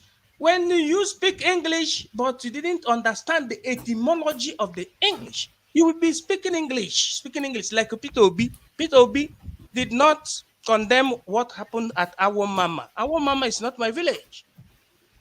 But all of us are crying for what happened because of the mistakes that the so-called politicians are making. Imagine in Imo State, somebody who did not win election was declared the governor. People just take it as this is normal, normal, normal. They are doing politics. Then they will be sharing money. Then they will be making use of what do you call it? Talks. I was a contractor before I came to the Europe through a very legal and legalese way. I know how they do it, which is very wrong.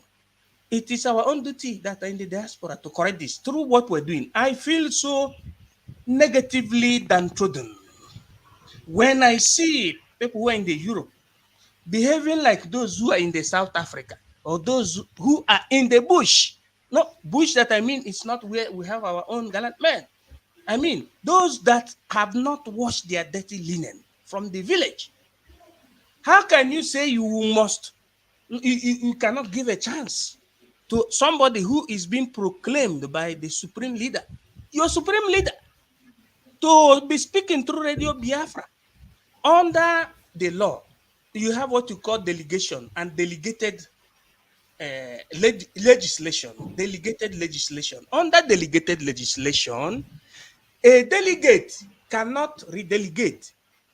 Now, under this particular thing I'm saying, Nnamdi Kanu, His Excellency, said that MSE, because I'm talking to the root of all this problema, said from now, give this man a chance to speak. And he has been speaking through the radio holistic Biafra. You don't have any other option other than to give him the password. That is, give him slot means give him password. His own particular password. It doesn't mean the principal password. They're talking as if they are representing illiterato. That is the illiterate. They think they are representing the illiterates. If you are being delegated to do something by your supreme leader, you should go straight and do it. Don't say, give me 1 naira, 2 naira, or give me your key, the key of your vehicle, or the key of your life, before I will give you the slot. Do you know why they said so? Because they have not washed their clothes from the village. People are here in Europe, but they're behaving like those who are still in the village. Tribalistic, bigots.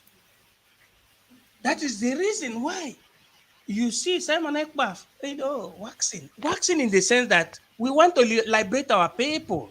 That thing that Fulani people are doing. If I was in Nigeria, I would have finished all of them. People who know me knows where I belong before coming here. So it is not something you be pampering. Fulani is nobody to come into our land to be killing our people. We don't go to their land killing their people. We go to do business in the north or in the south, in the east, in the west. Why should these people be coming to be killing our people? That is ground violation of human rights of the autochthonal people, the aboriginal people. Peter Obi is there congratulating Reverend Father and not condemning what is happening in his place. It is left for us to change the narrative. There is nothing there. Because it is not possible for people to be coming to the overseas and seeing the way white people behave. And at the same time, they cannot learn exactly the way white people do things. Is it a crime if we have 4 lanes in our express? I might say because of this, I left so many privileges to learn how Italians construct their houses, their roads. Because I studied engineering first, building engineering. Before I went to to political science and international relations, philosophy, etc. There's nation building. But at the same time, I have to come back. I even went to agriculture. So that by the time Biafra comes, we don't need to be hiring Chinese to do our things, because by the time you hire the Chinese to do things, they will not do exactly the things that give them glory. We do it halfway. But with my own way, anything concerning politics, construction, agriculture, 3 fields, and international relations. 4 field. 5th field, aviation, how to drive plane. 5, I got it because of Biafra.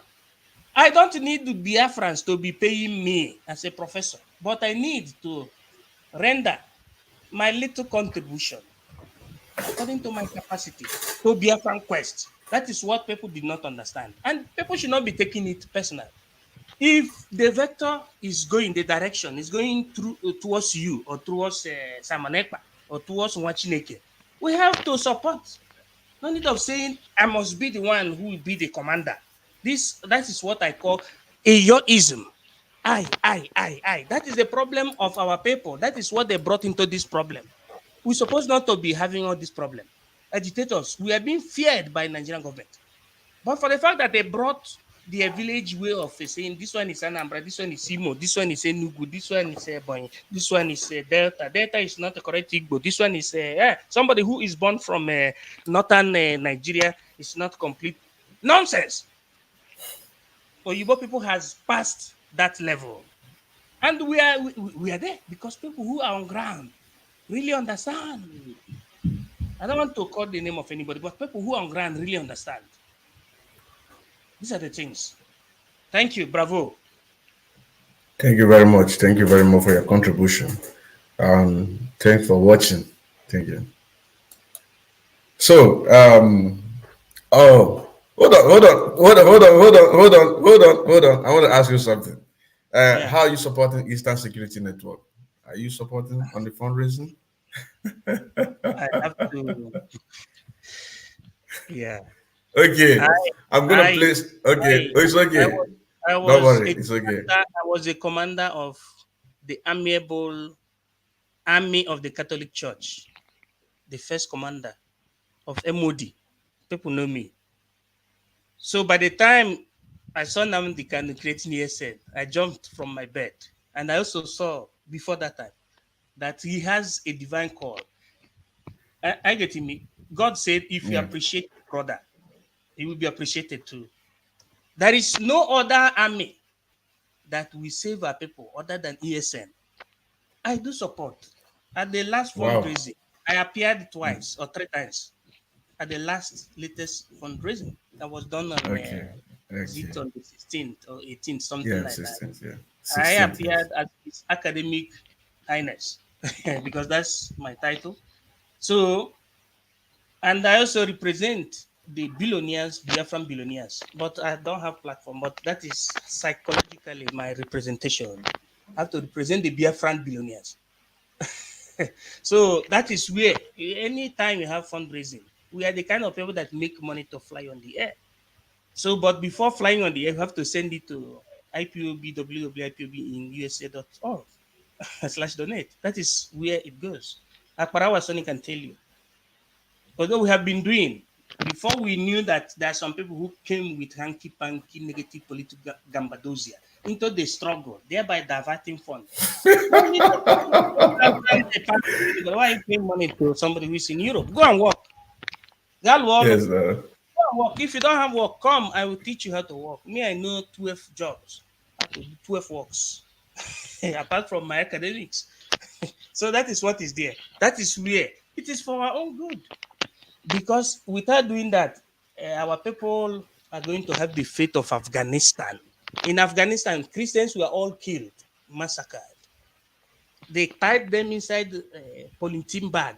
That is the size of what they call in Nigeria body bag. Instead of bringing bag of industrialization, they are producing body bag so that if they kill the youths, they will pack them inside the body bag. We don't want that. So we continue. What is saving autopilot is truth, nothing again. And and said people should zero their mind. You shouldn't have biased mind. You shouldn't have the mind of tribalism. When you are that like that, the God of Africa protects you. Even if people went to juju or went to pastor to do an incantation, it cannot touch you. Just keep focus. That's what I see in MSC because he dedicated himself to do that. I like the way he demonstrates. So that is the way everybody has different character, but they're all good. I didn't mean that the other people obeyed MNK. Oh, everybody would have, even those who have been receiving 4,000, they would have been receiving 3,008. Then keep quiet. We'll be moving, but they disobeyed. That is what is called insubordination. Insubordination. It's called insubordination. It is them that are wrong. When people fail from making use of reasoning, they resolve or they revolve into the use of force. It is not good. They are creating confusion. They are creating confusion. Nnamdi can say, give this man slot. He recognized many people. I don't want to talk about my own person. But why didn't you obey that? The Nnamdi Kanu, that is under delegated legislation. If you are being delegated to go and carry this post and post here, that is delegated legislation. The post office of Germany or of India, of Great Britain, say, take this post, deliver it here in this address. Take this plico, deliver it here. You don't have to say any other thing. Just go straight and deliver the plic at the address. Finish. That is called delegated legislation. They failed to do that. They started asking, bring your account number, bring your pant and your brazier. I'm trying to put oil so that people will understand. By the time you started saying something from your head, you have failed it. The person who is supreme leader, do people know what Nnamdi Kanu read? And therefore said he should be called supreme leader. Or people say it indirectly, this man is supreme leader. That is series of revolutionary papers you read. That is Iranian style. That is what I don't want to go deep about for you to understand. We have seen it. There was a day I spoke with one coordinator. I said, don't be regarding Nnamdi Kanu as a man who is of your level. This man has gone far and he has gone deep. I saw him in Iran. I brought out the book from my library. If a supreme leader have said something, that is the final. He said, give this man slot. That is where the problem came. And he said, this one is my emissary. This one is this. I joined this struggle later, but I follow because it's about the salvation of our land. I follow everybody. But I see that some people take things personal. They take things as, they have not understood, notwithstanding that they are in the Europe, they have not understood that we should unite our people. We should not be, for example, saying, I am a Abakaleke person. Therefore, a Abakaleke person is superior to Anambra, or vice versa, or vis-a-vis. And I'm Anambra, I am superior to Abakaleke. If a governor like Governor Soludo is a discriminator, he discriminates Anambra people to start with. He discriminates. Also, the other one that killed the Masob people discriminates because by the time he was governor, if he didn't say Otito Dili Jesu, for example, means praise to the name of God, Jesus Christ, he will not give you any contract. That has been their story in the local government. No, you are not a governor of Catholics. You are the governor of the people. These people did not have political training and teachings. They cannot represent. That's why they are one-sided. If you watch all of them, you see that they are what you call mediosyncratic or mediocritic. That is, they align themselves on the side of big man, not on the side of poor man. They want the big men to continue. That's why after they siphon the whole money, they don't want to make establishment in Nigeria or in Igbo land or in Biafra land. But they will go and buy house in Dubai. They will go and buy house in UAE. They will go and buy house in England because they want to separate themselves from the poor men. They didn't know that God did not create anybody poor because Adam and Eve were created out of nothing. And everybody were naked when you were created by your father and your mother, contemporarily speaking. So why should you say that this one is poor man and this one is rich man? All of us were naked. The same pattern of Nashita we come through. Now, they want to go through that way. Peter B only commiserated with Reverend Father from Sokoto State that was abducted. But he didn't commiserate with 14 people that were being killed near his own domot, his own domicile. These are the set of people you have, not only Anambra people. All of them, they are criminals. With the help of freedom fighters, I thought that we are refined. For being in the diaspora, that we are refined enough to remove this old system. I listened to a lady. I don't want to give anybody's name because everybody has his own pattern of speech. He said, how can Chike Doziem, because he's the H-DOS, stand up for Simon Ekpa? For what? How many years since 2014, 2018? What's the meaning of that? Are you going to sit down there till eternity? Ojukwu was sitting. Today, he's no longer sitting, but the legacy is sitting for him and speaking for him. Are you getting me? So these are the things. Some group of people are with that mentality. They are the same group of people that said, instead of Simon Ekpa to bring, Simon Ekpa don't even know me. He don't even know me personally. But we're doing our things spiritually because we are truthful people.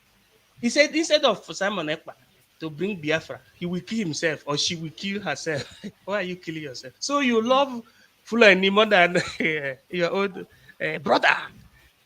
You see, it means that they have not removed themselves from the sheepish, villager, in terms of habitation. They are still in the state of nature, what you call natural status. They have not washed.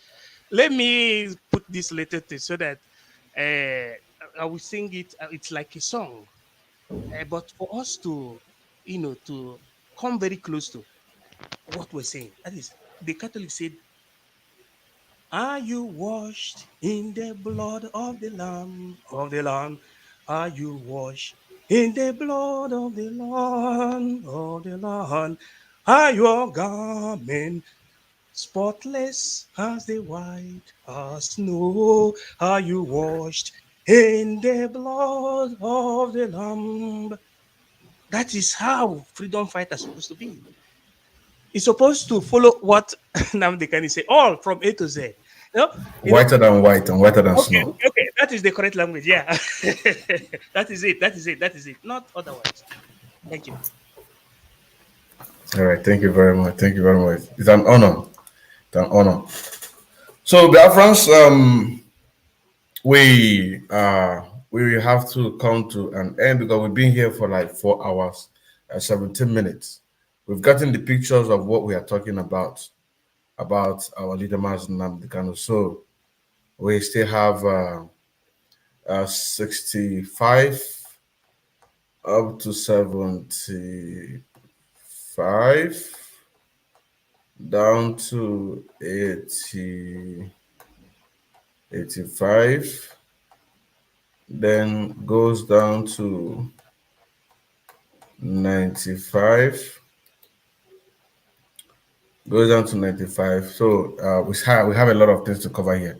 So, but the point here is this, that according to these people, they want our leader Nnamdi Kanu to be released in 6 months' time. So, as our brother here said, that we are not going to depend on these people because we say that British has a duty to protect their interests. British have a duty to protect their interests. It is our own action that will demand or depends on the hands of British to do what they're supposed to do. So, like I said, brothers and sisters, let us keep hands together to support Eastern Security Network. Still remember the Odinkeman Kendele Mwachineke, aka Afro Cronkite. Shalom. They were arrested just like as they arrested me. My own was miracle.